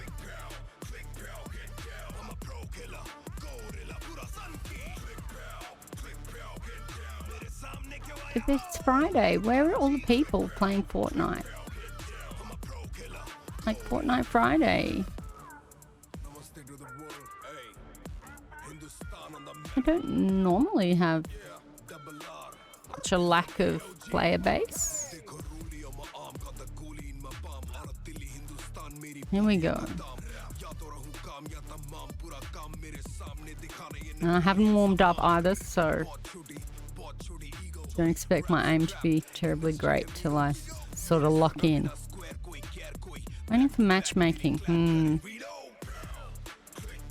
like it's going to kick me out. Preparing. Okay. I hope I haven't got some crazy lag happening.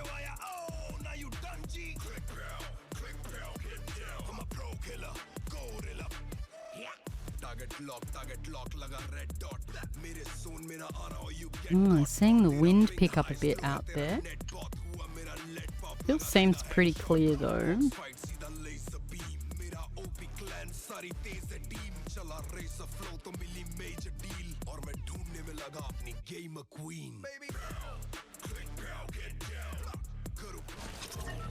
Okay. Now, I don't know why I can't hear anything.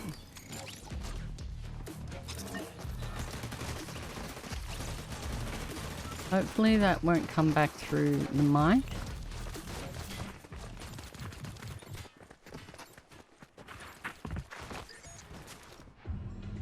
Alright. Oh, I haven't been over here. There's new regions. Maybe I should. Maybe I'll go over there.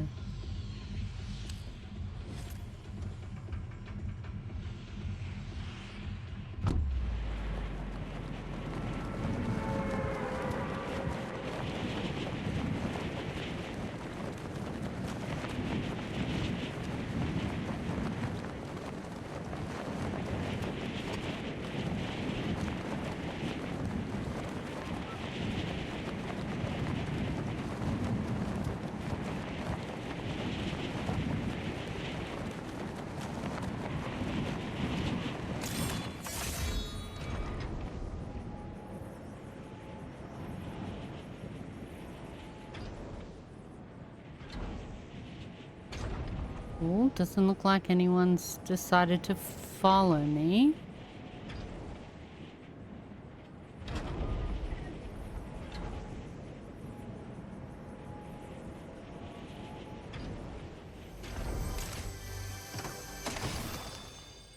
Oh.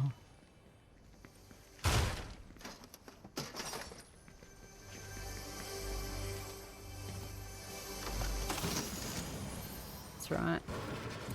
I always forget I'm in builds. So let's smash down as much metal as I can. Oh.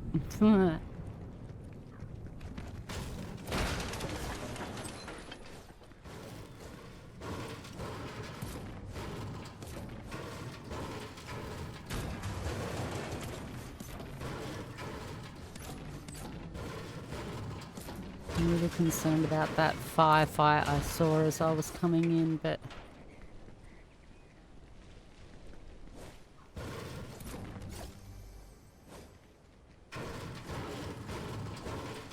maybe that's not something I need to worry about. Does seem nobody came here.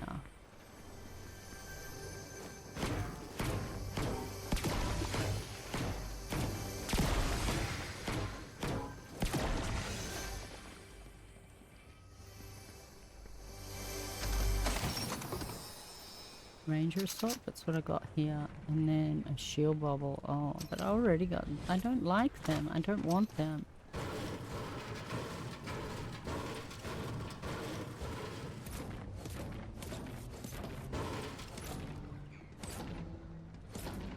Oh man, come on, break. Alright.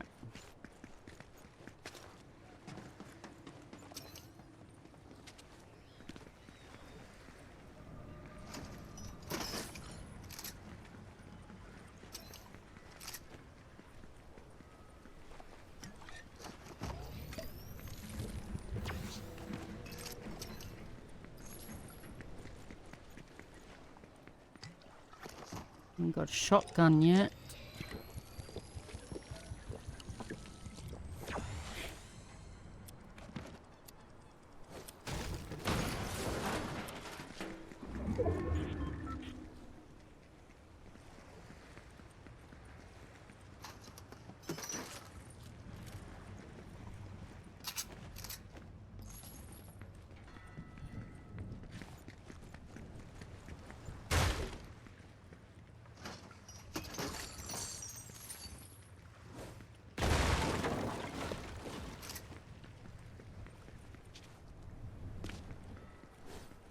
Oh, I was hoping there'd be a launch pad there.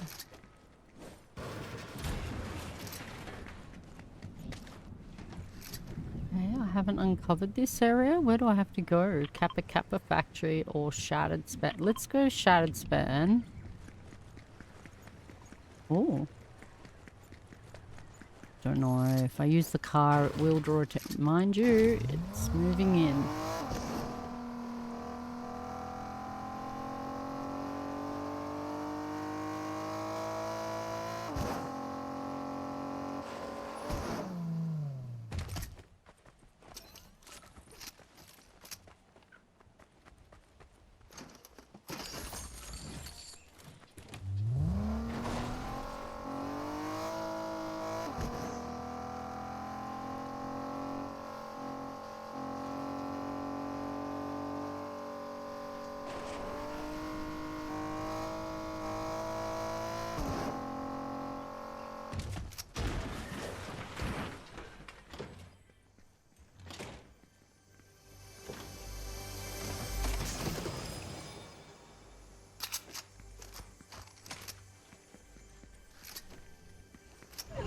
Oh. I guess it doesn't matter. I can go and get some cash. What? Hey, why haven't I spent any cash? Why? What is there? What is that? Twin Fire Auto. I want it.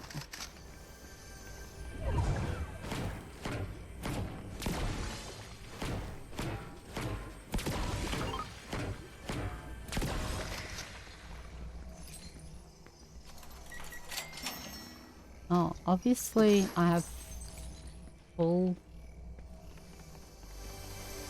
goal.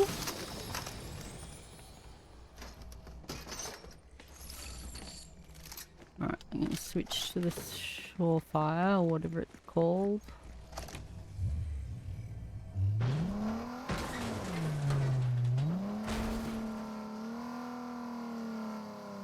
Okay, I've unlocked everything.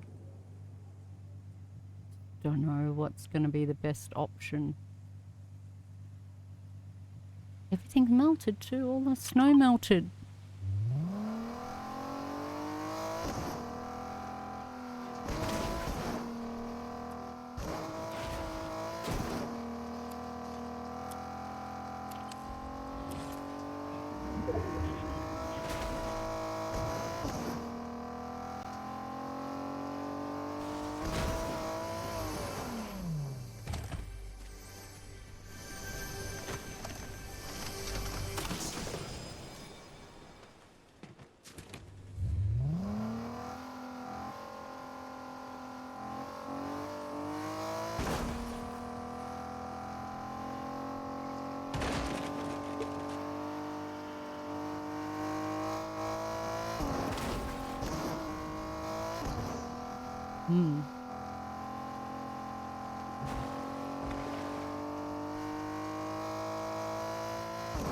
There's been a bit of a battle over there.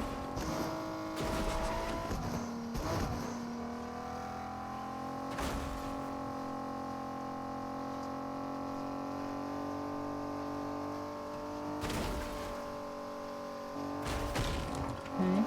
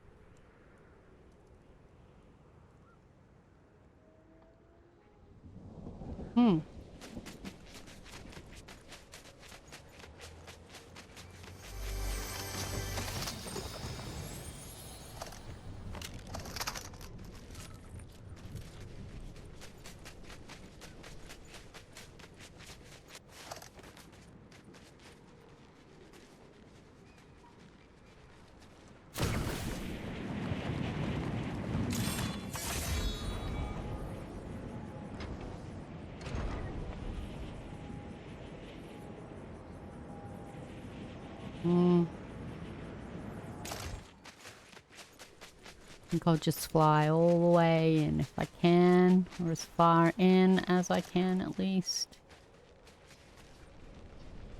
So it's like that way.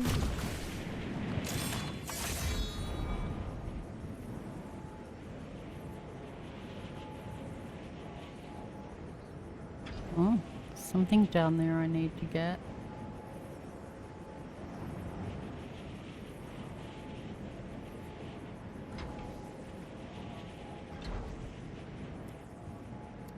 Oh my.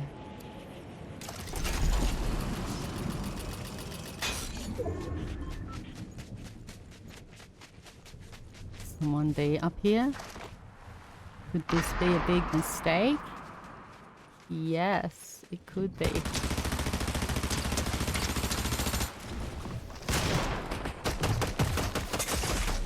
No!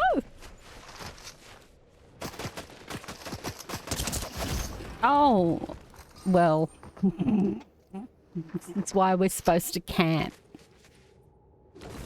Alright. But at least I got some damage in. I placed 14th. I don't know whether... I think you gotta maybe place top 10. Oh no, that's still got me up. Okay. Okay, okay. That's good. Alright. I'm gonna take a little break from the camera.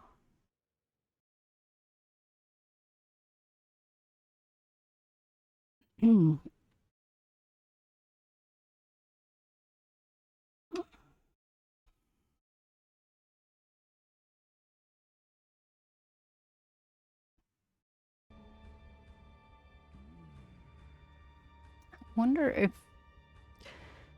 I just change it, because who cares about Fortnite? No one's gonna come watch a bad player. How about if I write hangout? Is there like a hangout?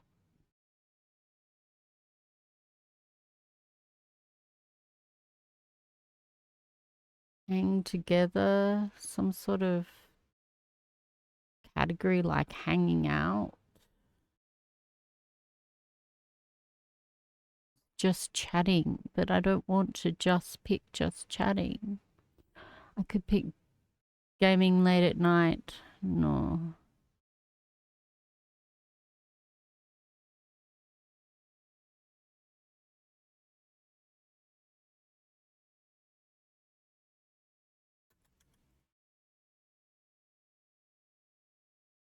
No.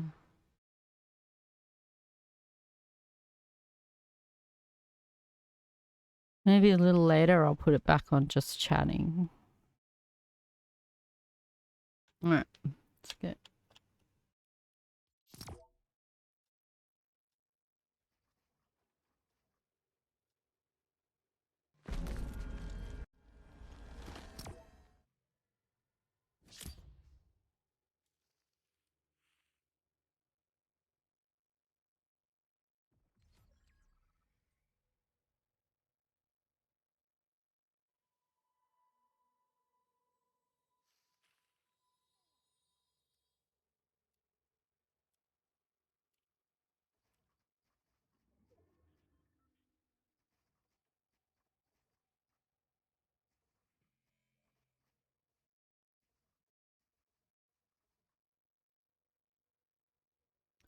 I got to get locked in. I was playing yesterday and I ended up doing pretty well.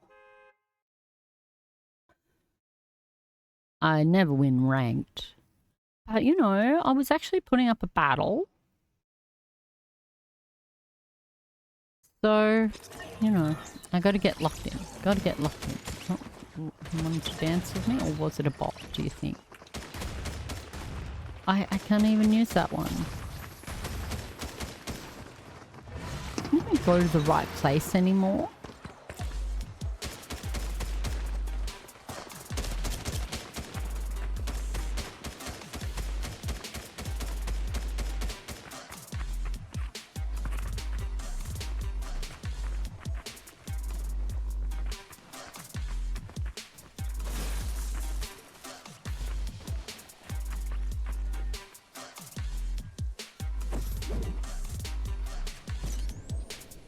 It's guilty of sweating.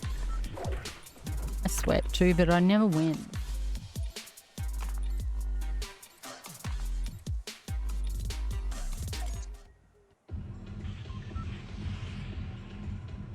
Oh. There appears to be a map issue. Because it opened that Shattered Span and Kappa Kappa Factory.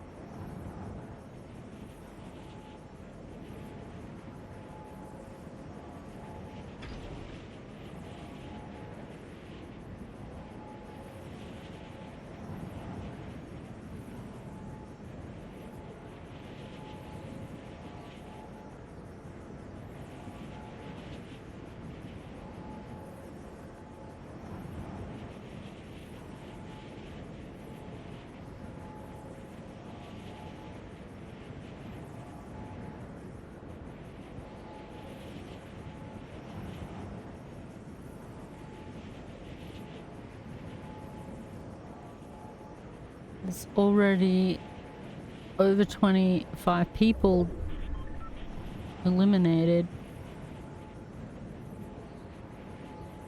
I'm not even on the ground yet.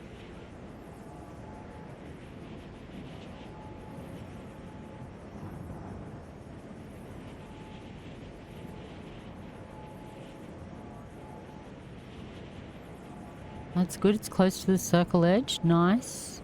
Oh, there is a crown.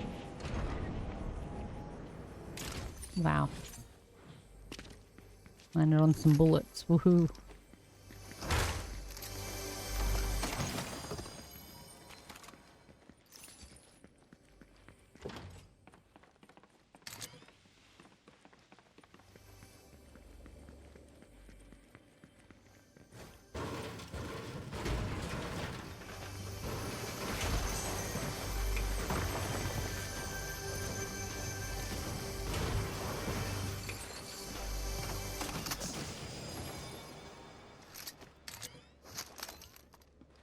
I want the stupid bubble.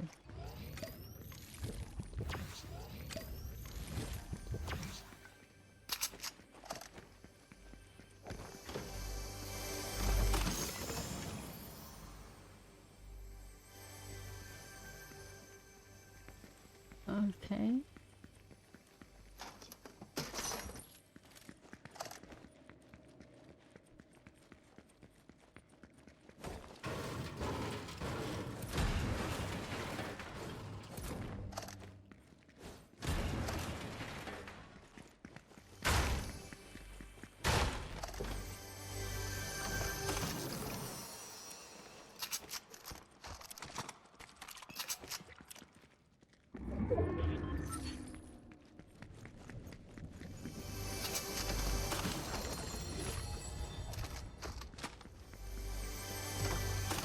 Apparently they've buffed that only shotgun. I don't know. I'll get rid of it as soon as I can, really. Something a little bit more friendly. It's got a very small target, like... Oh my god. Come on. Run fast. Like, whereas that's more like a, you know, classic tack.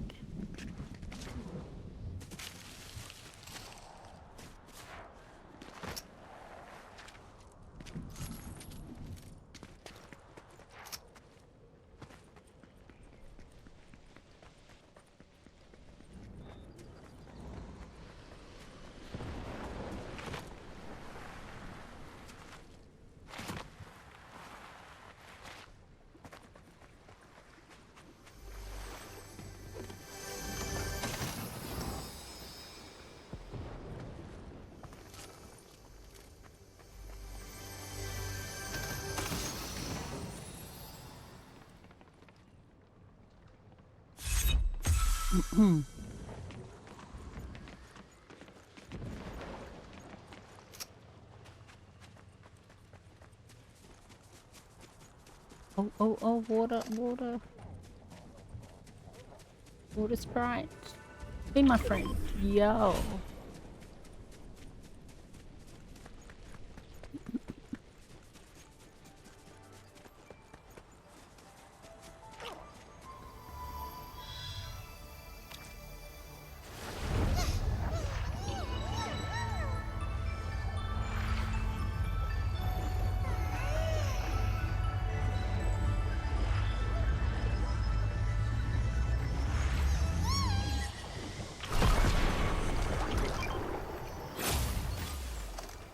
I don't really want that.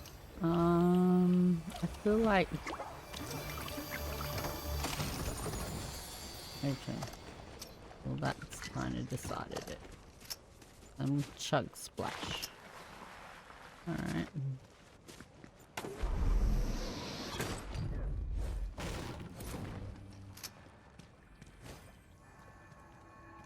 Someone's been here. Someone didn't want a void mask? Okay.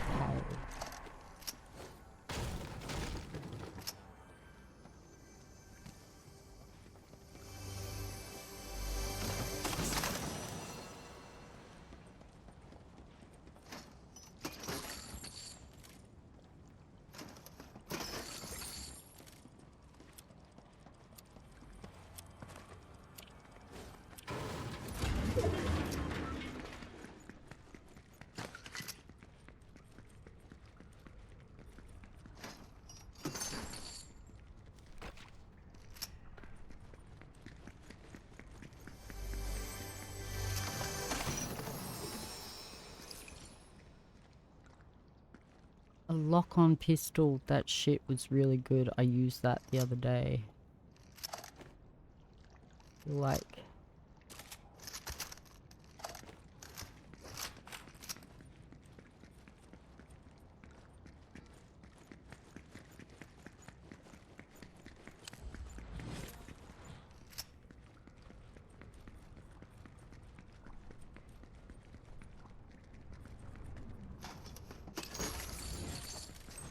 Gunfire up ahead.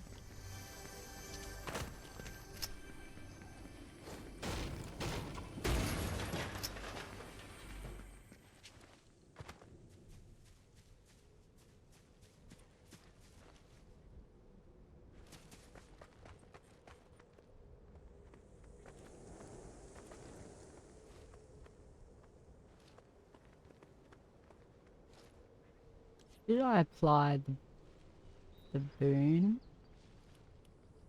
The water boon? I don't think I did.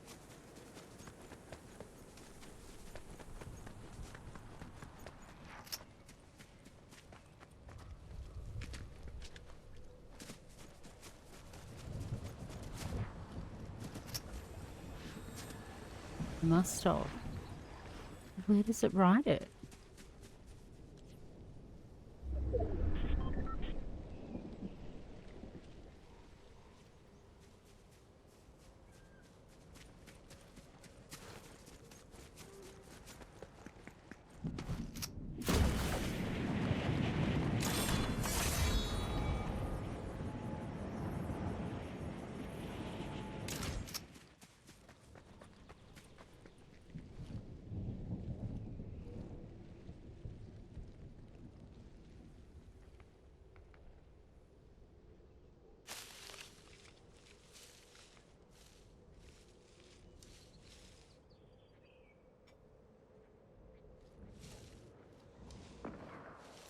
I can hear it.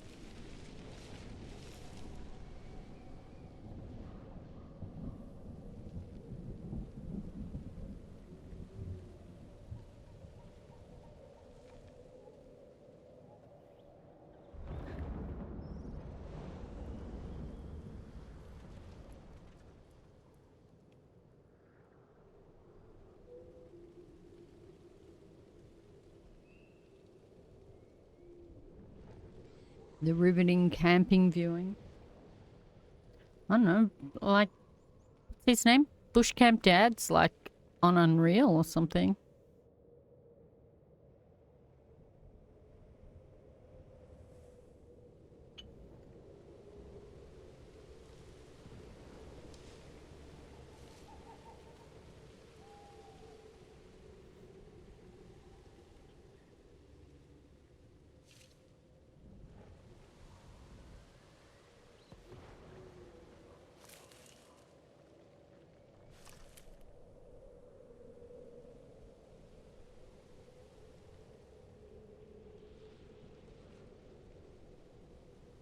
Nine o'clock. I wonder if that's kind of late enough to change the topic to late night gaming. Or gaming at night or something it's called. Gaming late at night. Oh wow. I'm lucky. Okay. 13 left too.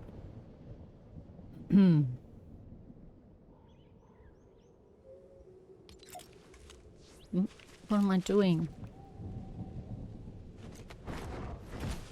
have a void mask.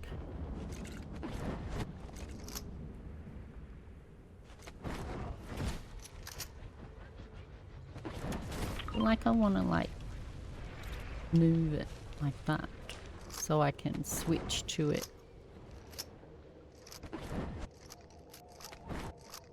quickly.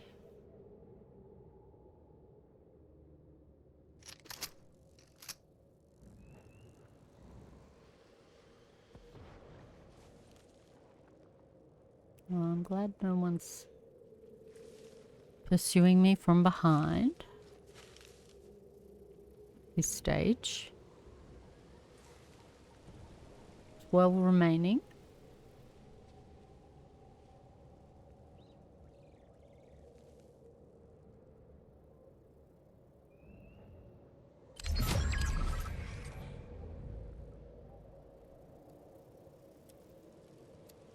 Oh, these rail guns, they make me a little nervous.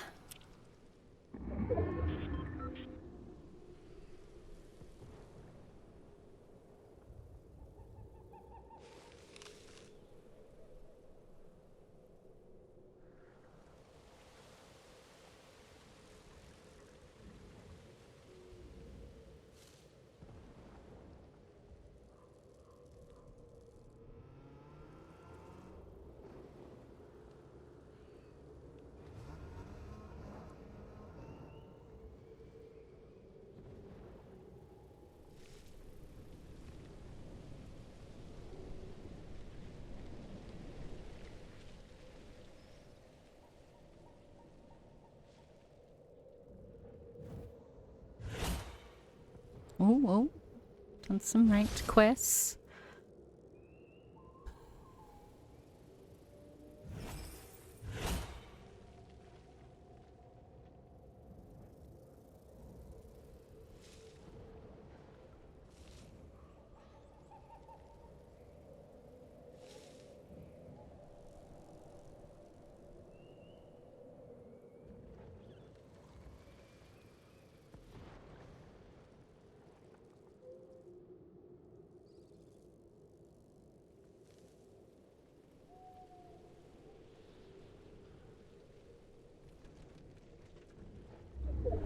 No, I didn't think it was going to keep me in the circle that time. Okay.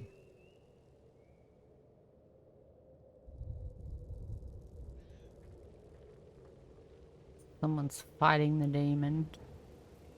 Well, I'll see if I can get to there, I guess.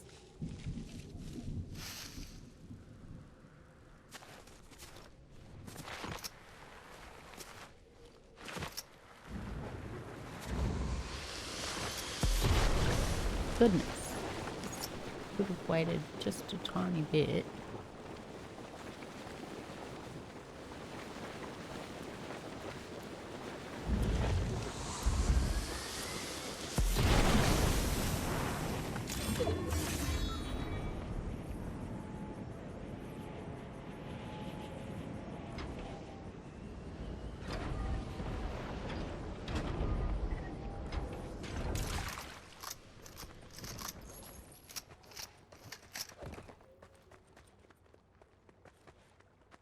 Okay, glad I decided to come down here and have a look at those things.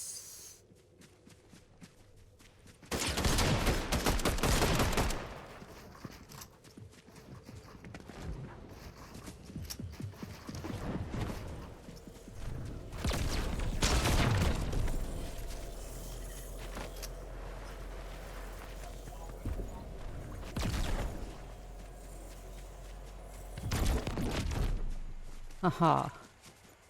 Got away. 6 left. I mean, I'm gonna have to face them eventually.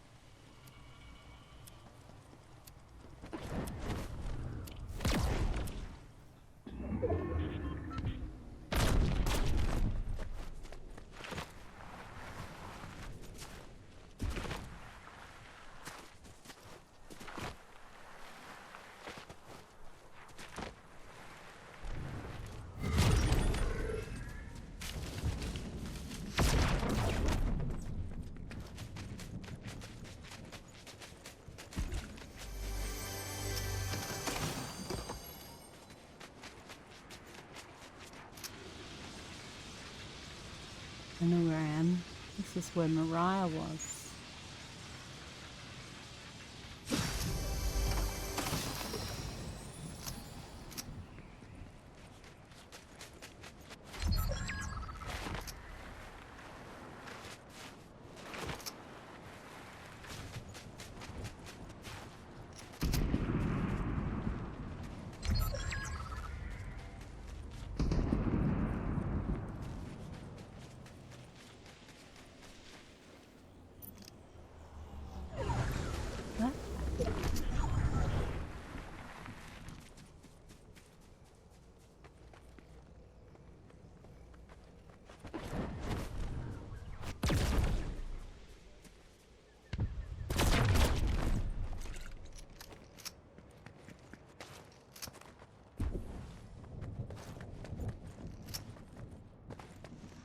Oh my gosh.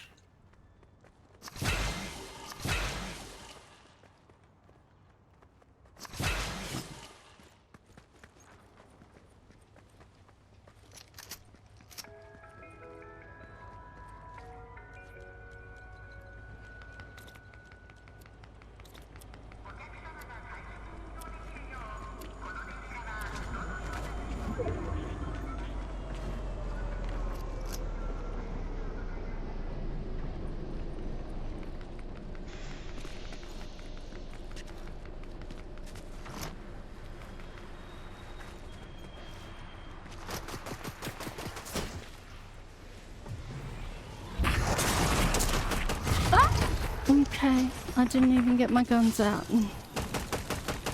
Third.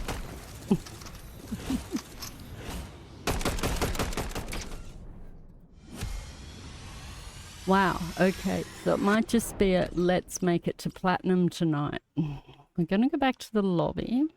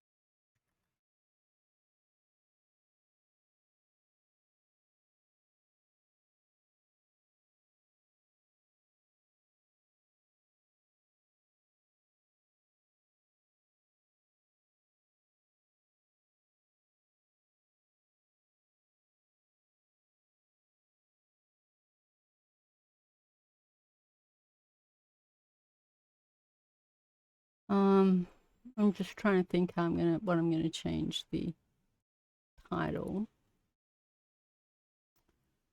Something like, oh, camping in Fortnite is fine. And then adding perhaps some tags.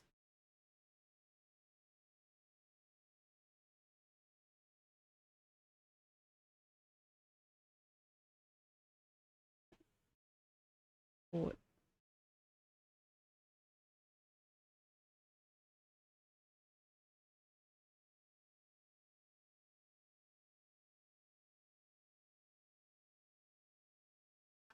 why can't I see anything? It's all so small. Okay.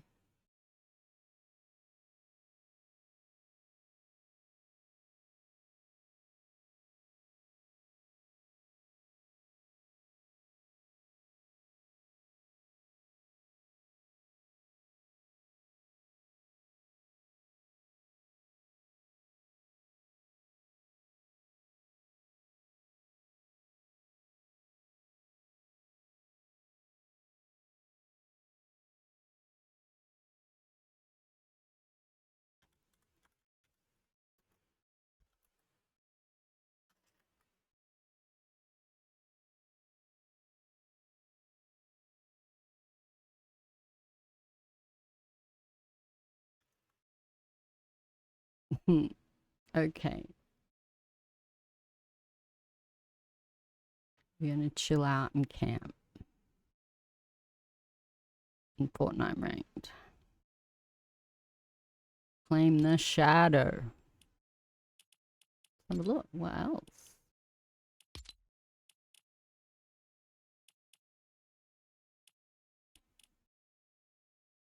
Oh, finally we can see what we're up to in here. Or maybe it was always like that and I just couldn't see it because I use my controller all the time. I feel like this is fixed a bit. How much of these have I done? Oh, look at these wheels. All these wheels I could win. Okay, so this... Wow, I play a fair bit of ranked and I'm only at 20. But mind you, I don't do very well at these, I guess. Eliminating players could probably clear a lot more. I'll probably never get this one. What can I say? Anyway, so let's go do a bit more camping.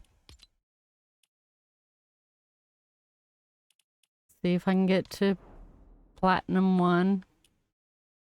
I might be able to go up a little bit in that tonight in Platinum. No, wait. I did it with the wrong device. Stop Fortnite. Gosh.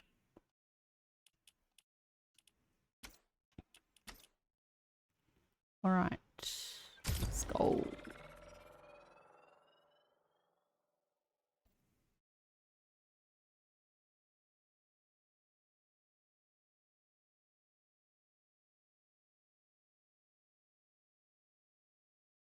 Oh dear, ETA not available. How many players have we lost? Oh no, look, I've gained players. Gained 3,000.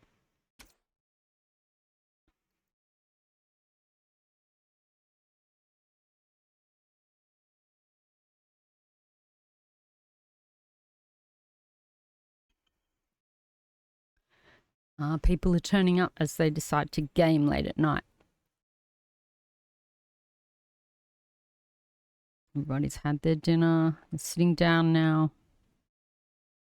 They're either watching a movie or they're gaming. Or both. If you're like set up that way.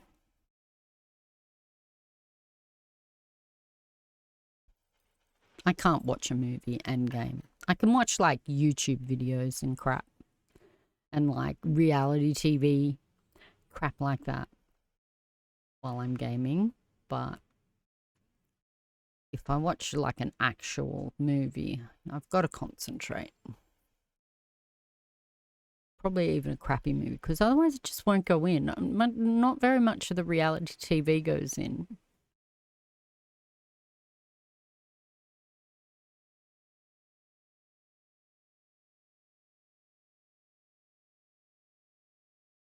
And then I forget if I've seen that reality TV show.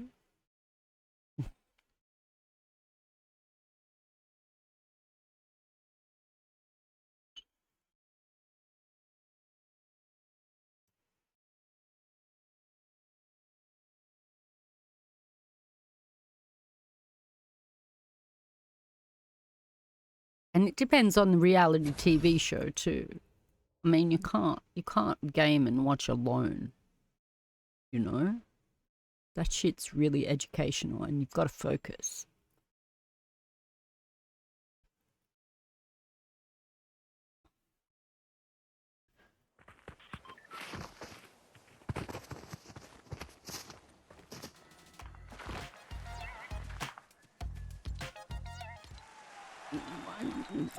Just a guitar shredder. I don't know why is it opening up on that page rather than on my locker emote.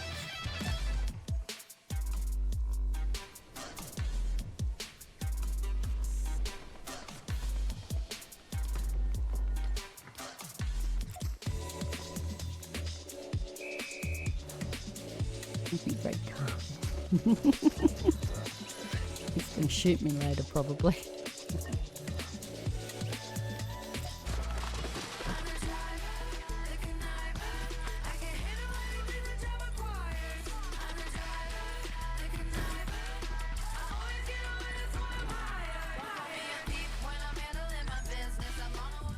All right. Spot's not hot.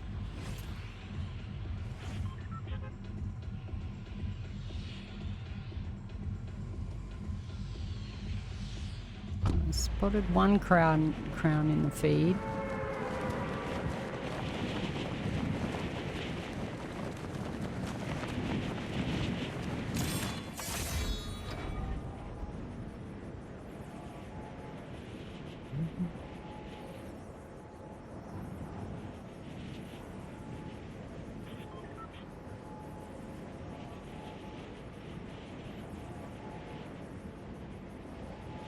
And I also find the circle hard to concentrate, like, as well when I'm gaming, because I need to concentrate on the messages they're writing to each other and all the gossipy bullshit. Which is really the only time I enjoy the gossip. I don't like it when it's reported in the media, because it's like, I'm pretty sure there's more important stories to report on than to people having like a road rage fit.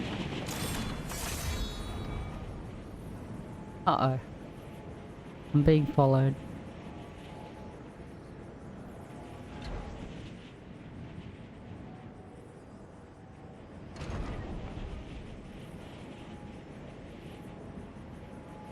You know, we looked at some really important stories today. Gossip is just not my thing. Right. Where are they? I'm going to die to them.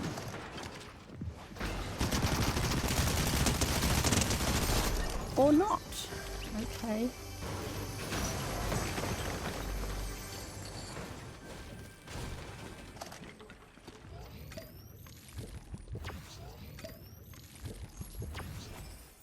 What is that? A storm radar. Okay. Get that. Had that would have been better. Actually, let's grab that one.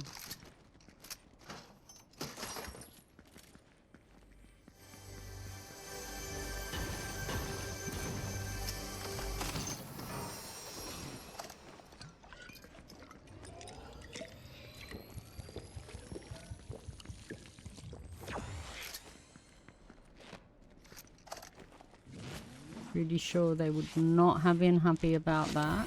Trying to... what is essentially a bot.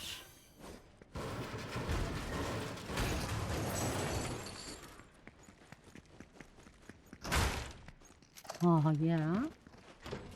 Okay. 100 again. Nice.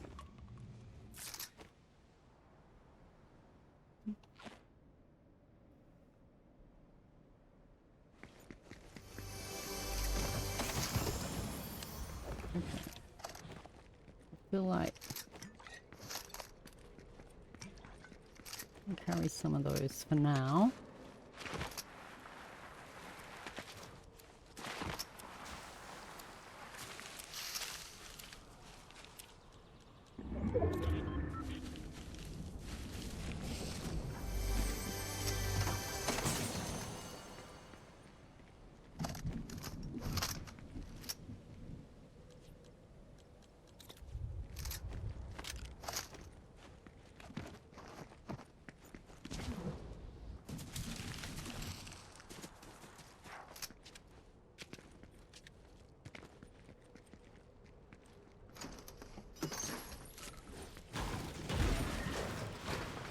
Break some shit.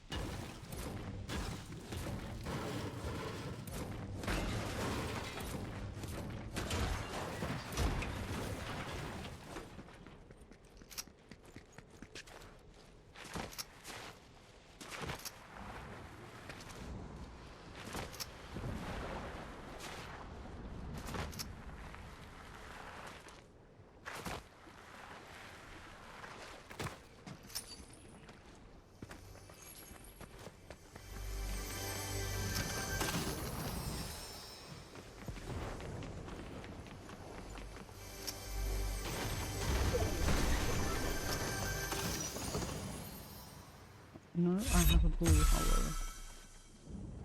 Vista. Get those shoddy shells. Never really looked over this side. Oh, I know. There's just like the night rose up there.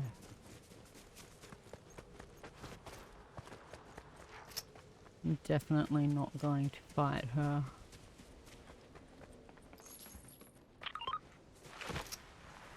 Go my usual path. Oh, oh, okay. Whoa.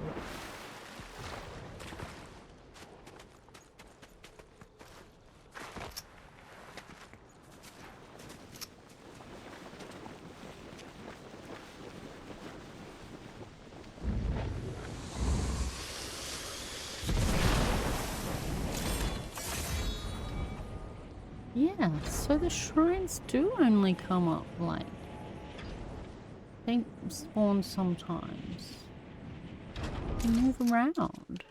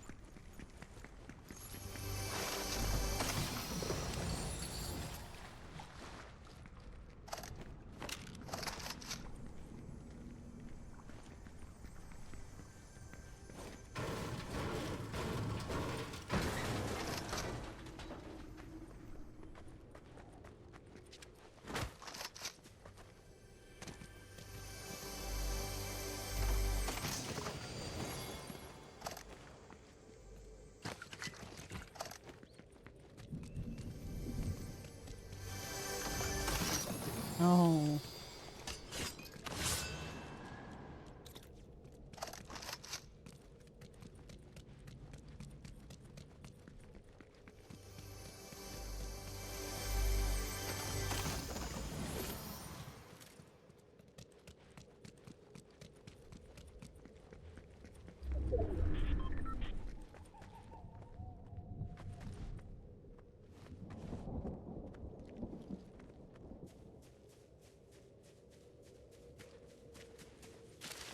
I don't understand, what is that? Why did they leave it? Is that like a medallion?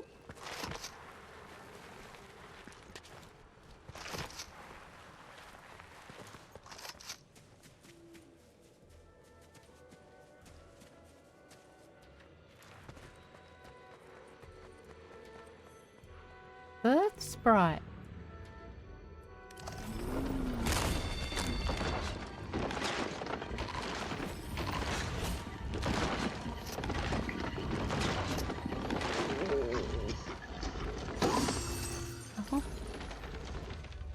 Fury assault. Okay.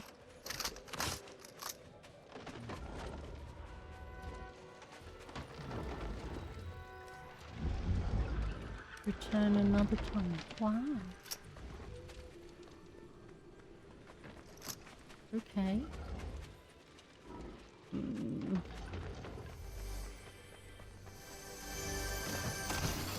Oh. Kind of want the kinetic blade, and yeah, okay, I'll have the railgun. Then it doesn't really give me far shots.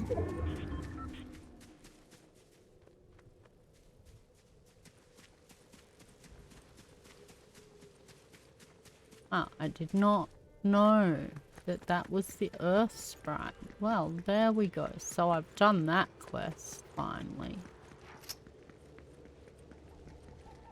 Oh. Presents everywhere.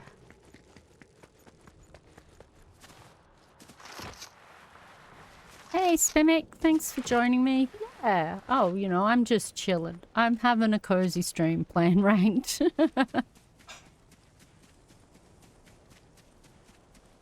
And the news was interesting. I thought the news was good. And I had actually my very first follower came in and wanted an update on some gossipy story that I had not heard about. But I was kind of eager to also move on to gaming, so we watched a pretty crazy short and then moved on.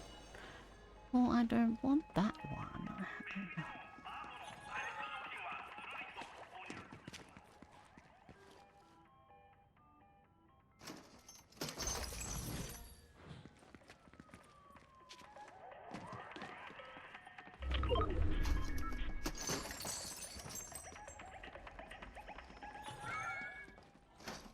Yeah, the very first, I'm pretty sure they were the very first follower.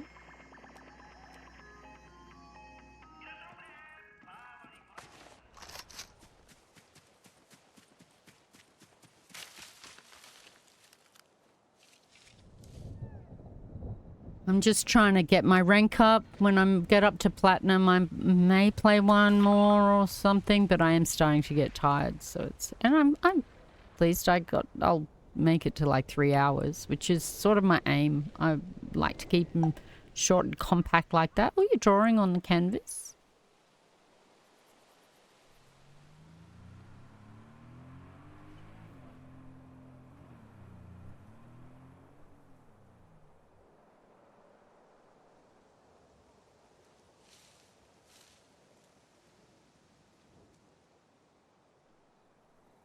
I should play lo-fi music while I play camping ranked. Getting to put the color in. That's better. Oh, I'm gonna have to watch out for best Bio. That person has not yet lost their crown and they're eliminating people.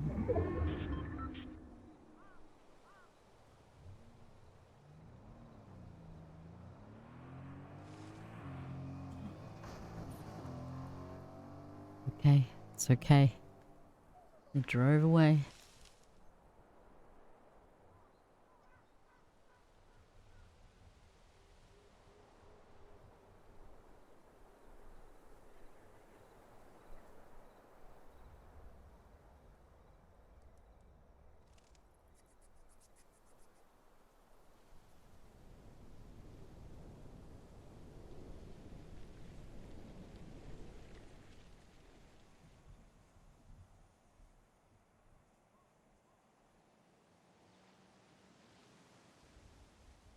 Oh, the leaf was clipping her head. It was a bit odd.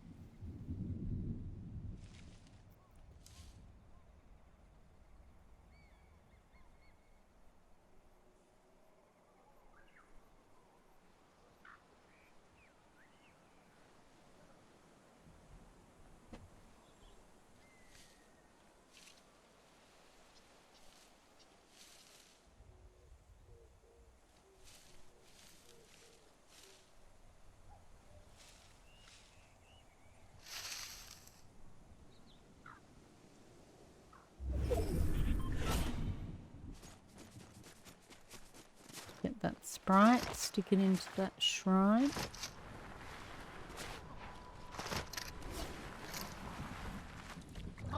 No.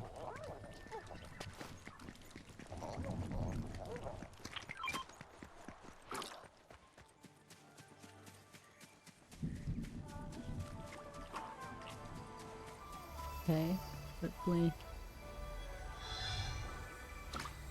I'll survive.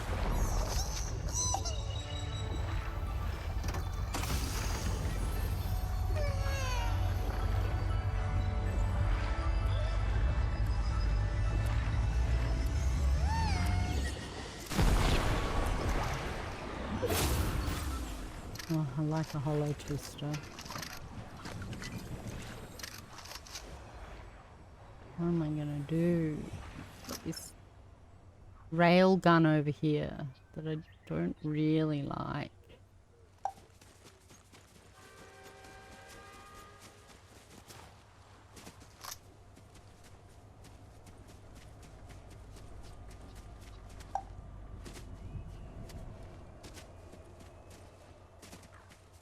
Oh, you're going back to white?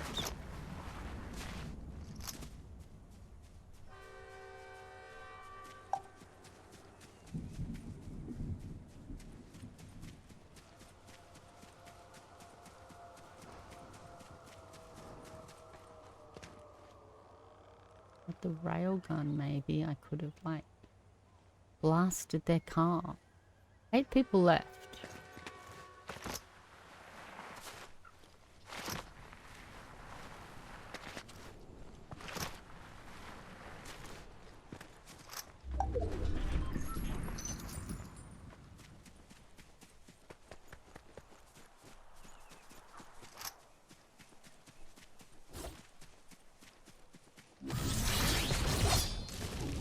Does that just use it up?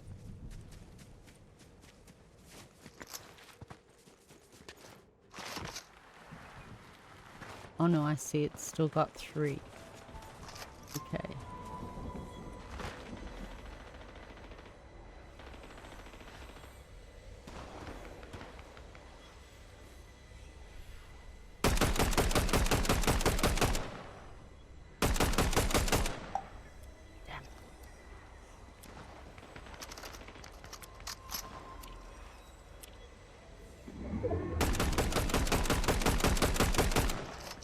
Here they come. Their blade. No? Here they go. Coming up behind me. They're invisible. Yes, they're trying to.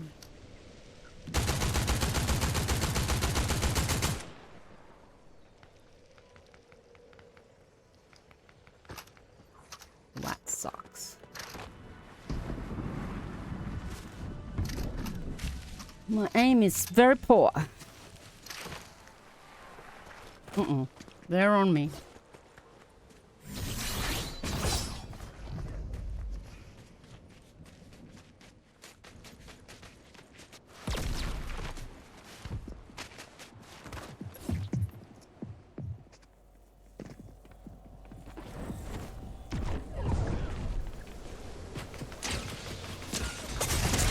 No! No, get off there! Shit. Okay. Get off! Hurt them plenty though. Fetching results. Come on, let's take this up. Let's go up. Oh my gosh. Oh yeah? Okay. Awesome.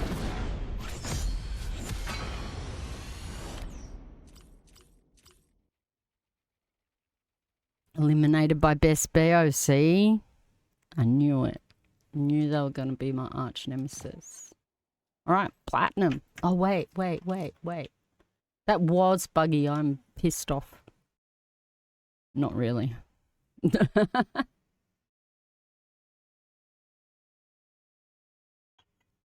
As long as I rank up, that's the main thing. So, because I ranked up to platinum,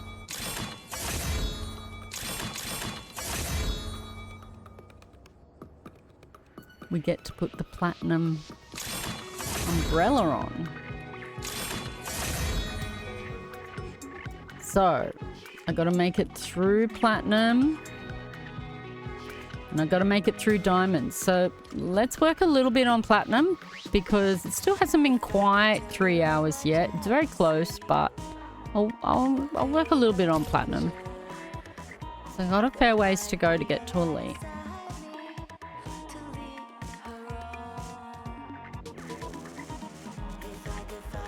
I reckon that would have been okay if I'd got off the thing.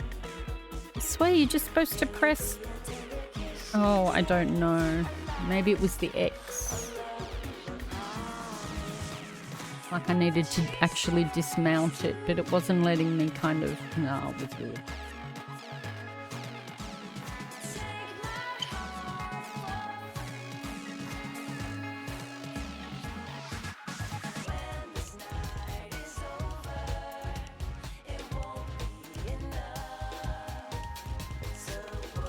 Sorry, I just thought I better put this back up. Why not?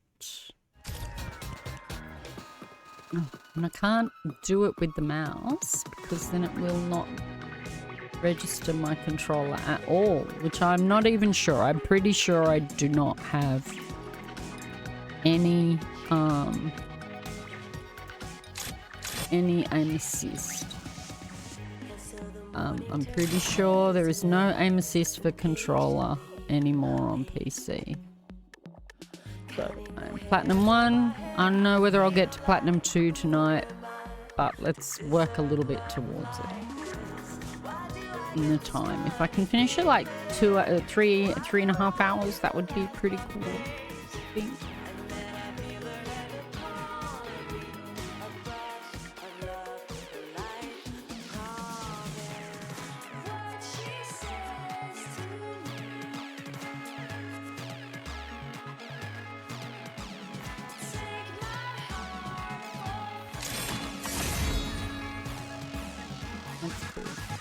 Kind of matches that, not really.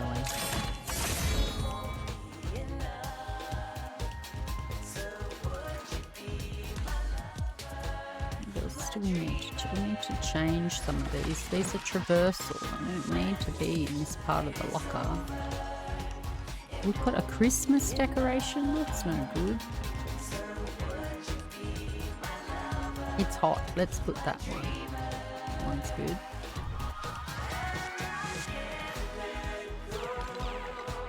And then colour, purple.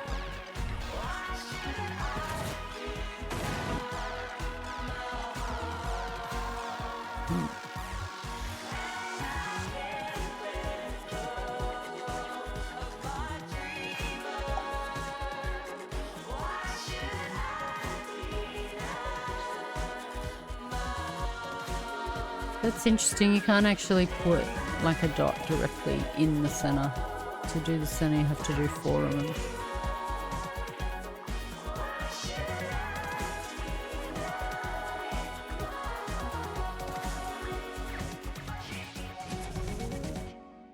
Oh, we're in.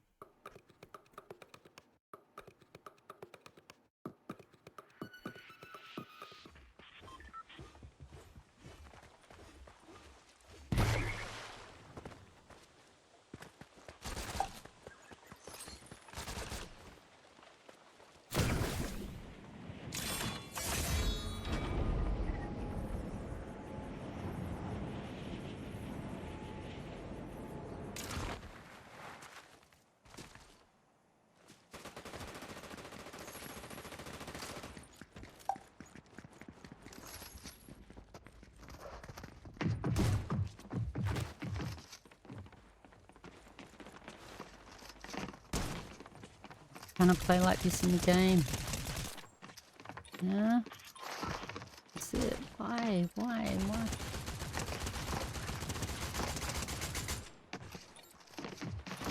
Oh no, he's chasing me with his pickaxe. Ooh! He did the bump me thing. Okay, I don't know, this may not be safe. It's a little bit close.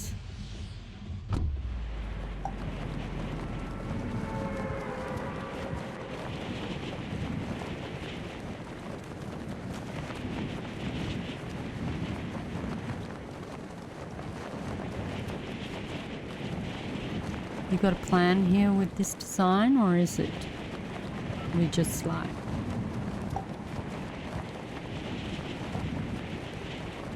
kind of going with it?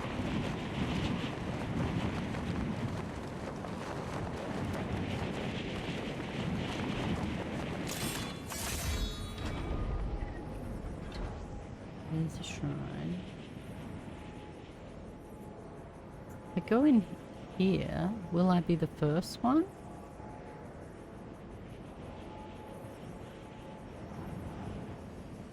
Someone else is coming here. This is where they come and they have a big battle over this.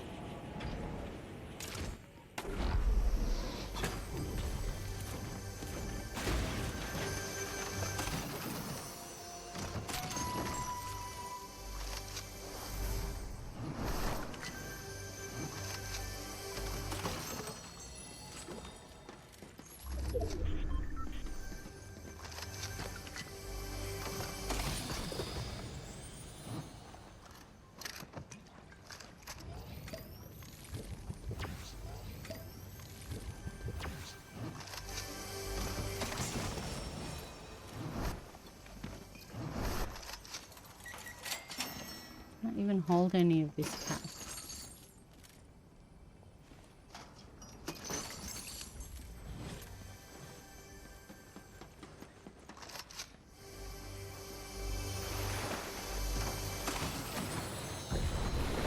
Alright, people is coming.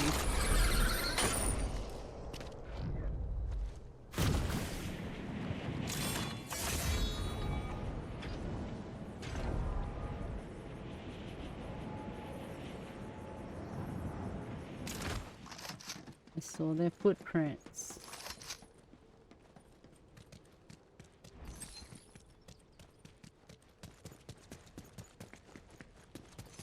I don't know where they've gone though, and I think I'll just make an exit instead.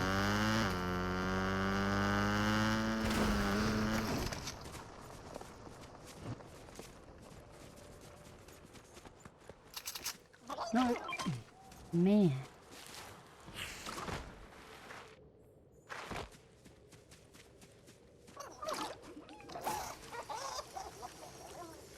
Wait.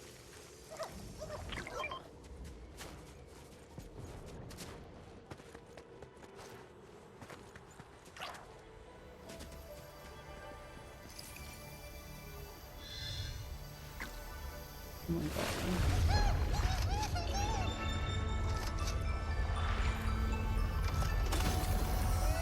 I think they've changed that animation a little bit too now. Like we're not standing there in some praise the sun animation or something anymore.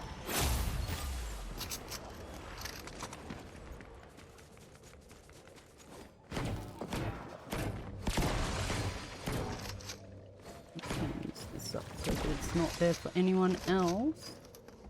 People fighting over there. Okay. Was nice.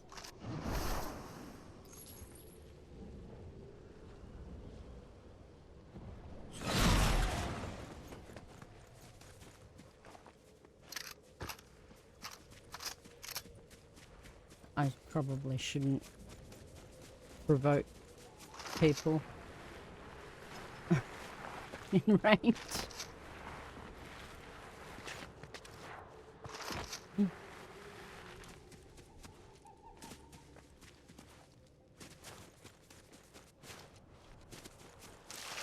We can camp here, perhaps. Oh, there's that earth thing there. Maybe that's a long way.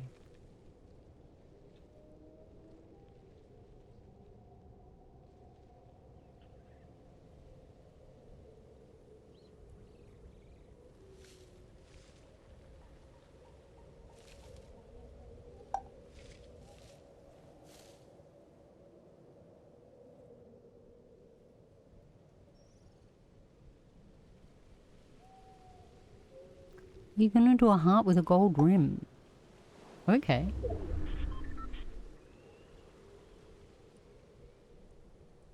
Cool.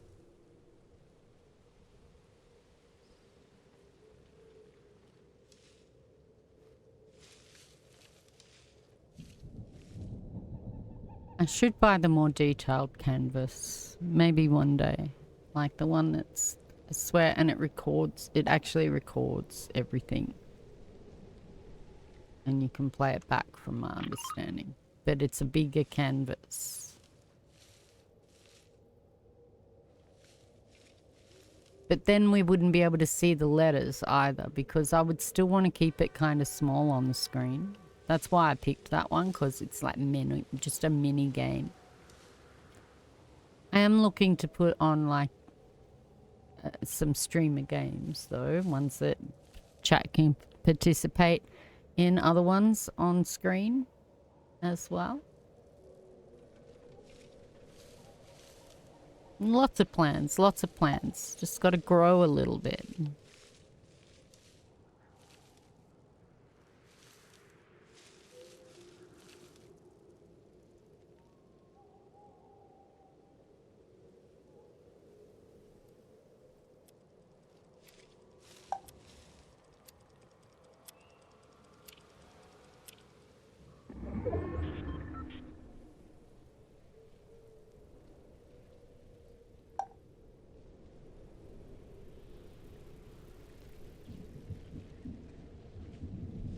$27 remaining.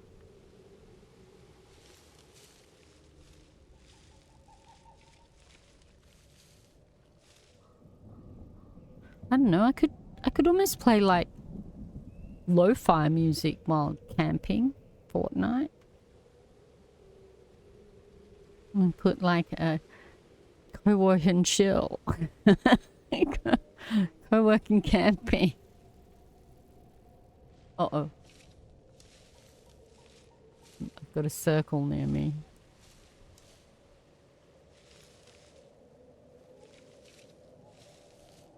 Oh God. Circle's coming closer.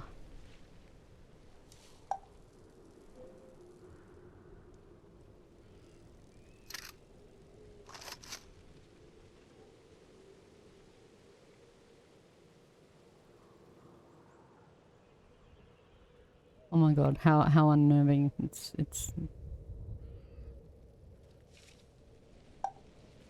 they're like literally here.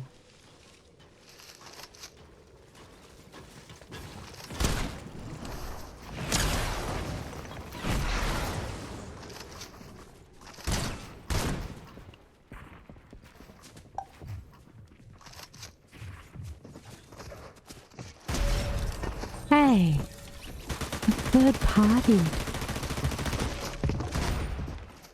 I got third party. Damn it. Oh, I went up a tiny bit. Alright. One more. I know. I was kind of going good. Against that, I could have potentially won against that Juice World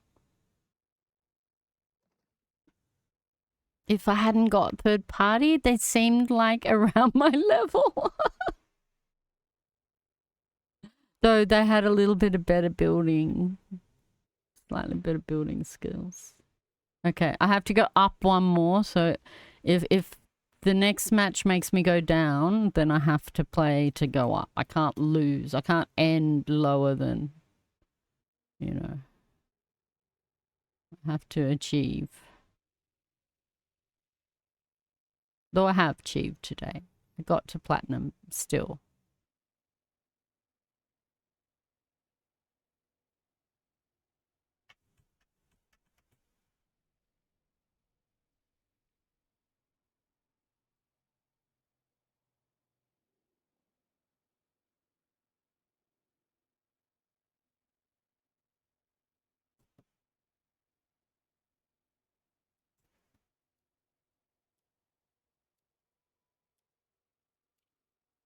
They really snuck up how they did that.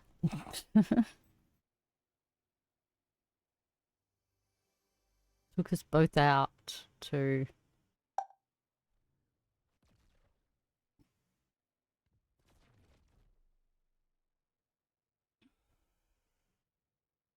Yeah, see, it sort of works.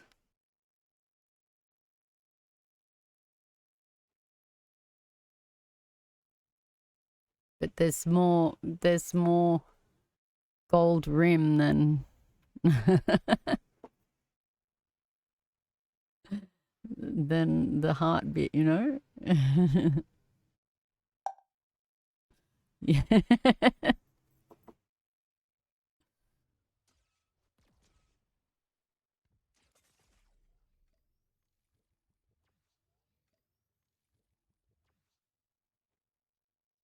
Because it could be like a face. Kind of look like a teddy bear a little.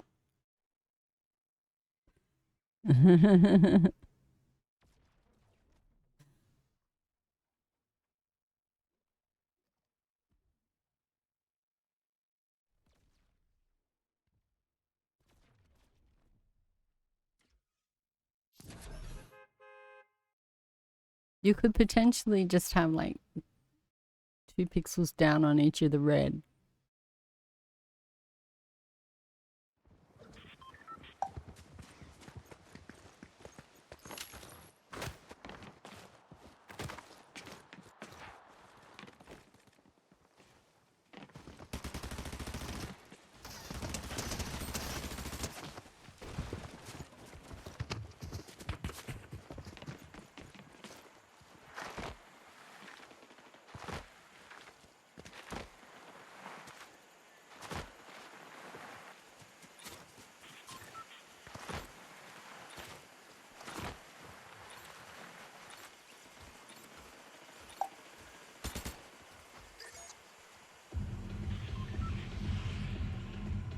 Hey, oh, my spot's a bit far.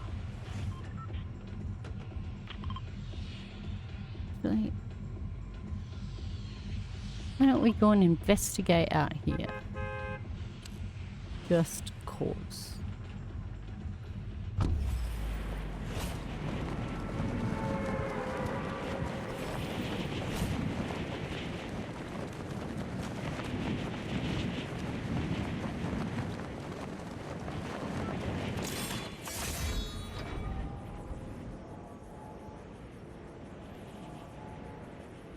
Going outside of my normal routine though.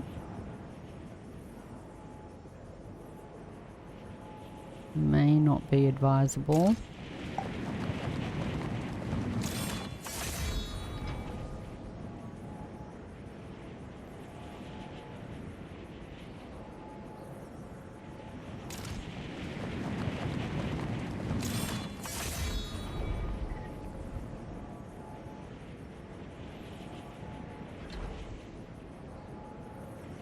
Oh, there's a jumpy pad. This looks pretty good. As long as no one bugs me.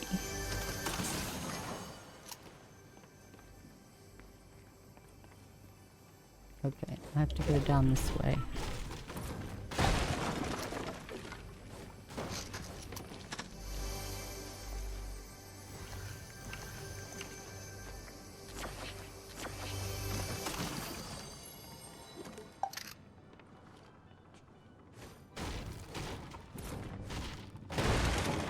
Oh.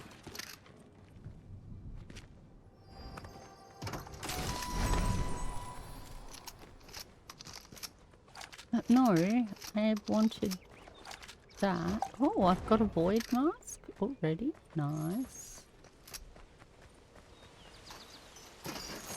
Oh, quest item.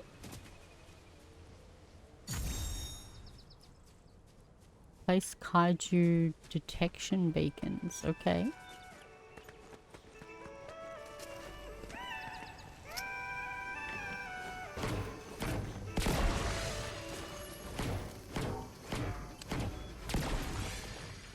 I think I passed one of those another match.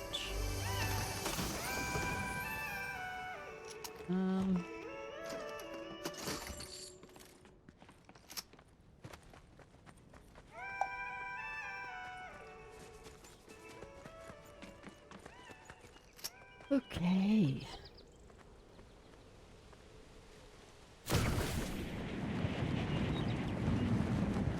Ah, that doesn't work. Don't like that. Ow. Alright.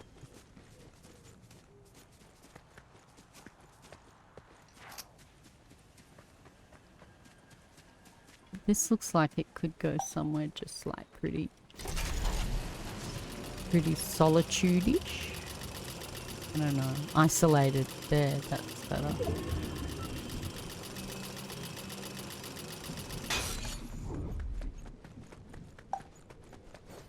Alert barrels. Okay.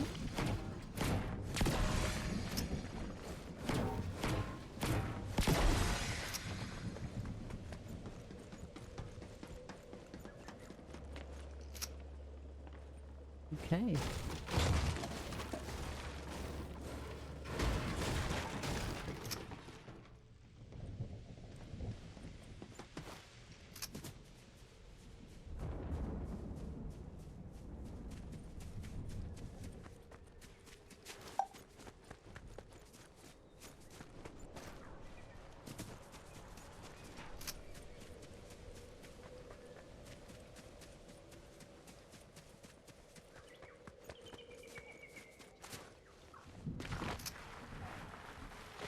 If I can get this water boon, water sprite, take it up here.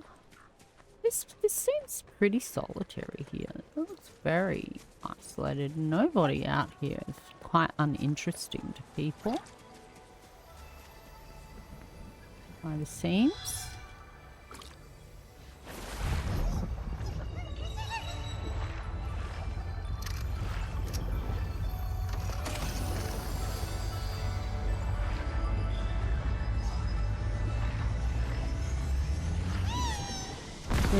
Players remaining.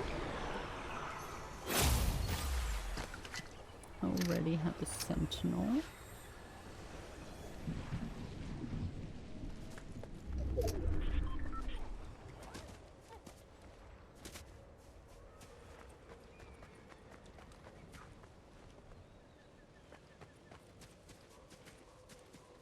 Okay, what's over here?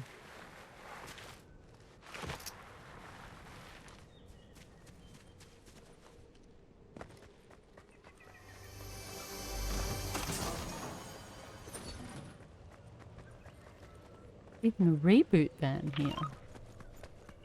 Like, it's actually pretty good out here. I think this is gonna be my second drop spot.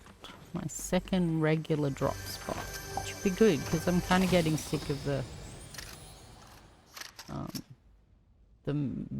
water mansion place. Oh.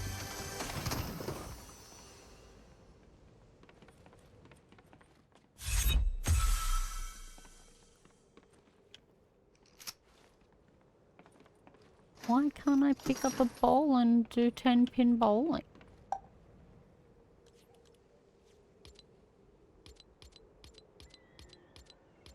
Come on. Let's see.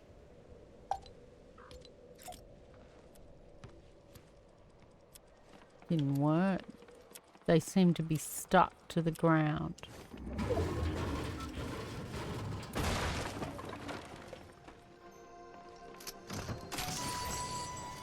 Oh, a wind spoon. Oh, thank you, Fortnite. Give me all the goods. What about...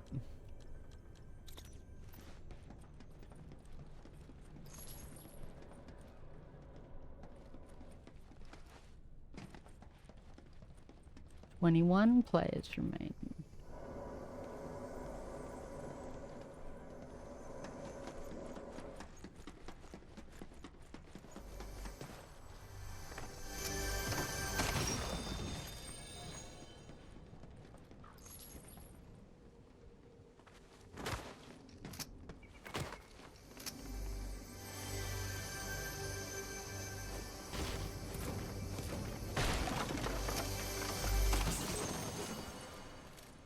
Wow. No, I'm not going to be tempted by it. I know that I will miss.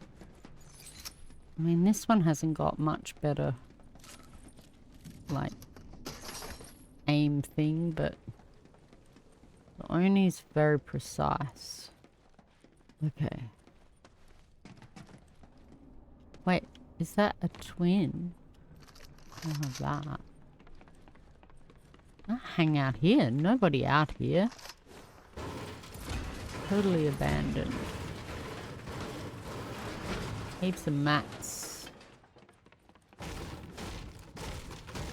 to be had.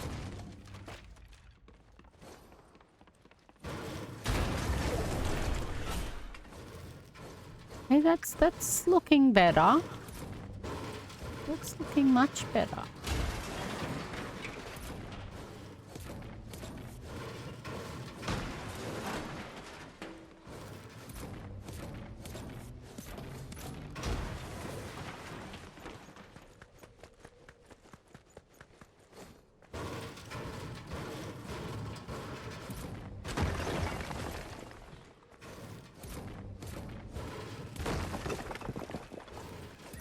The 10-pin factory.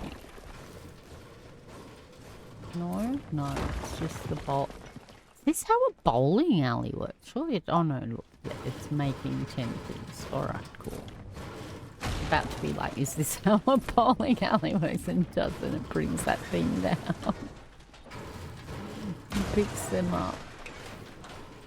Oh dear.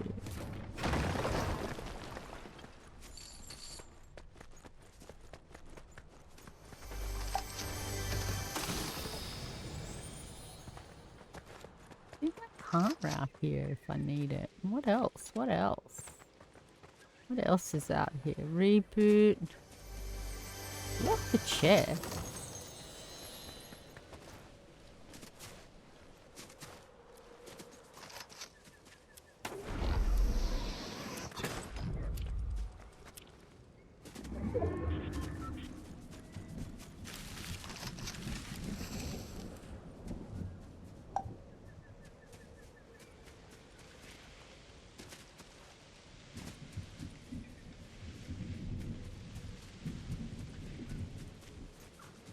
No one comes here because it's just boring. But there's so much stuff. And there's that shrine.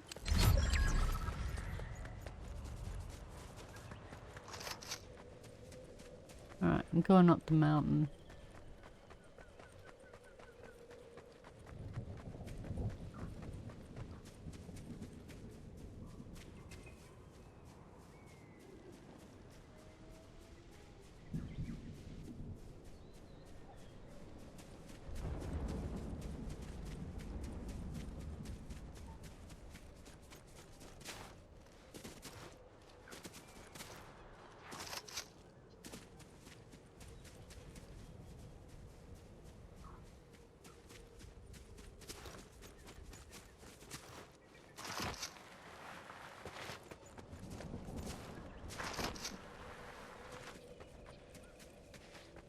Ten players remaining. This is, I think, gonna be a good game to end on.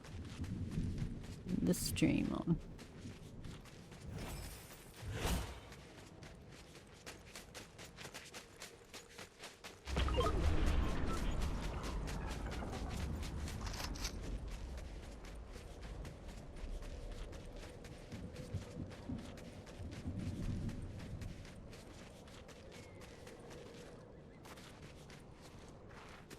Oh, how do I get up? Yeah. Okay.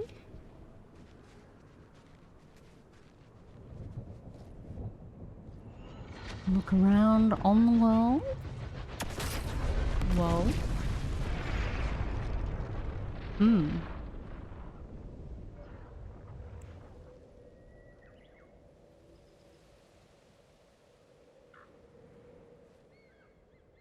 Island appears.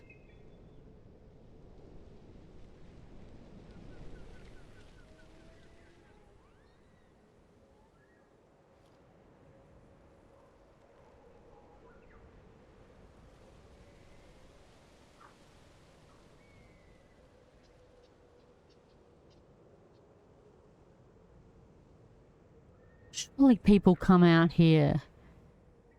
They can't just like can't just be an empty wasteland. Oh, I've seen that on the map. Never really looked at it. It's like some sort of labyrinth or something.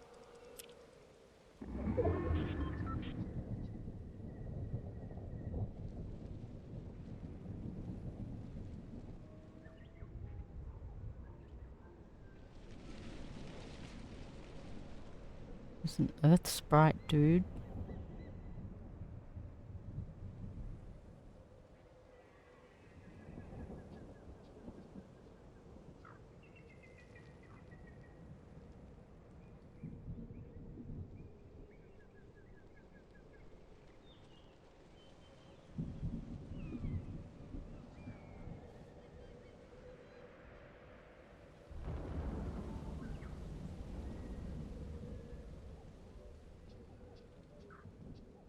The bot's broken? Oh. It's got overloaded by the... I think he said like the game. And then I would have to reset it. And it like resets the canvas, which... No, not that you overwhelmed it. I believe he said that after a while, like when you're playing a game, like the game sort of takes graphic resources away. And then he goes, you should be able to reset it and it will save the canvas, but it doesn't seem to save the canvas. Which is also another reason why I'm looking at perhaps something a little bit more robust. The other one that he makes, however, oh my. Like I say, it's bigger, but then we wouldn't be able to see the letters.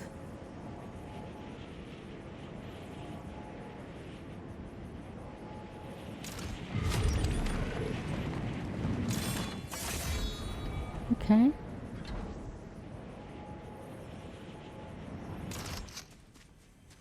Okay.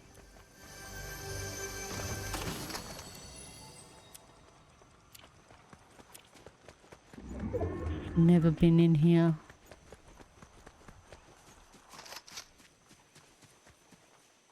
Can I just hide here? 5 players left. There's really no point hiding at this stage.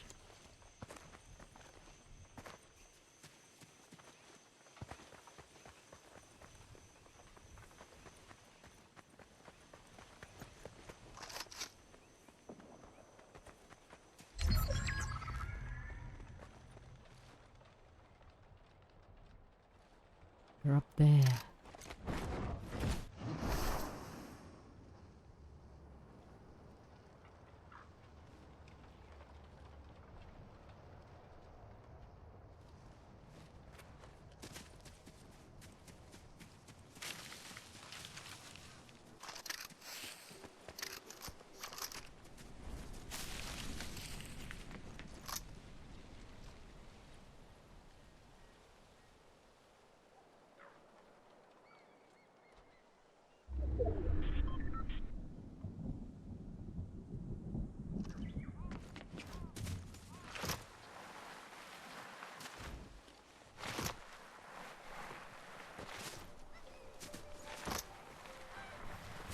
Oh, the void mask.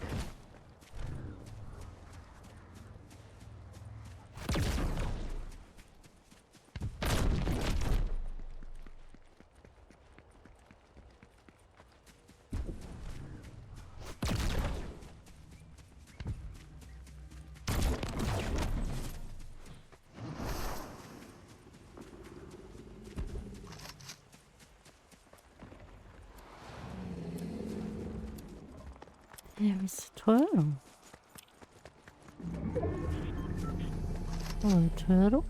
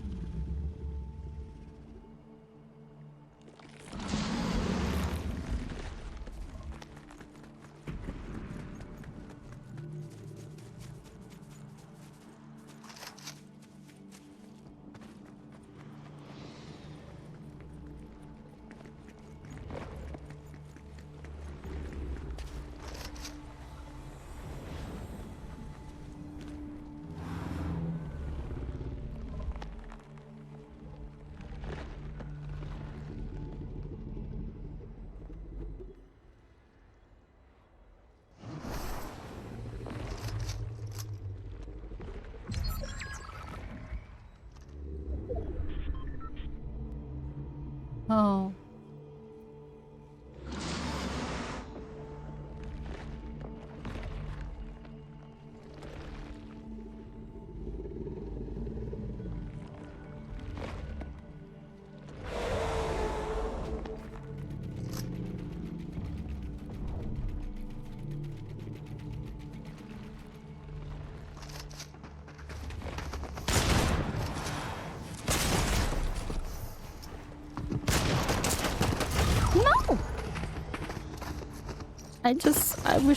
I wish I just had better direction when it gets to the hard part.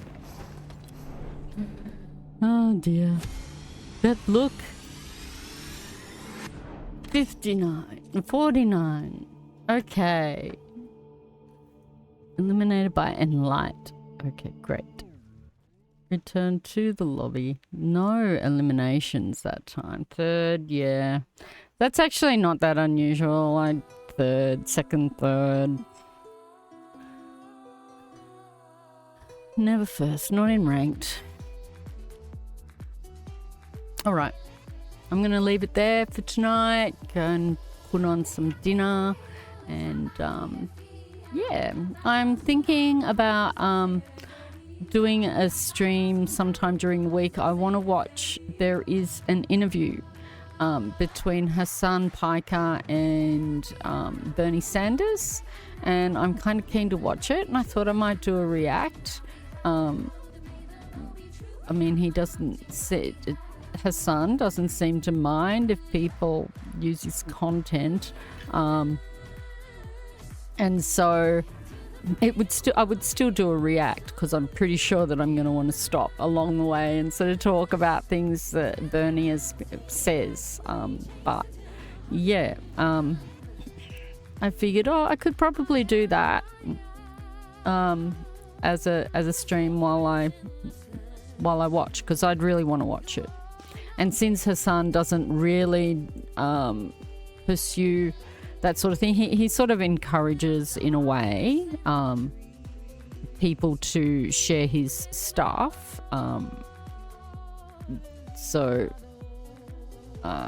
Because I guess he's interested in getting his message out, more than anything, and he's comfortable where he is, and he's socialist. So anyway, that's something that I may do during the week, and just sort of turn up and I don't know. I guess if I'm planning it, I'll be able to pop it into the schedule.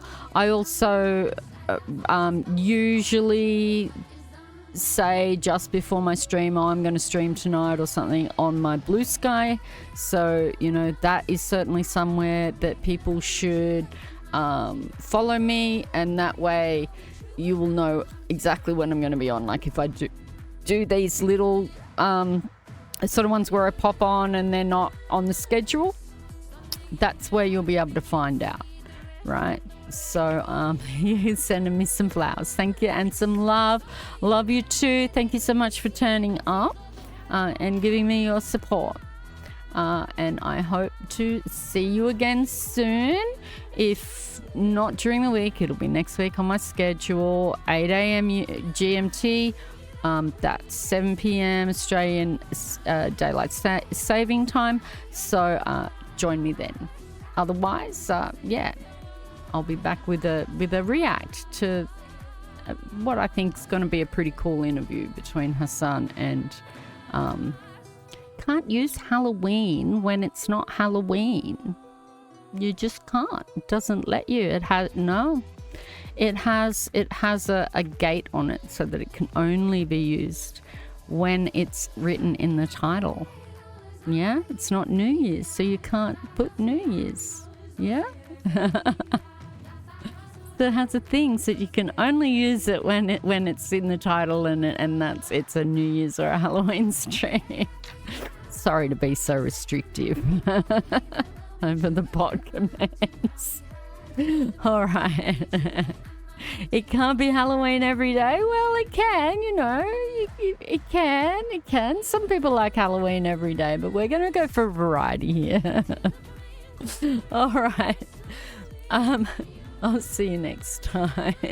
Keep your eye out for my React stream, Hassan Piker and Bernie Sanders interview. Good night. Good night.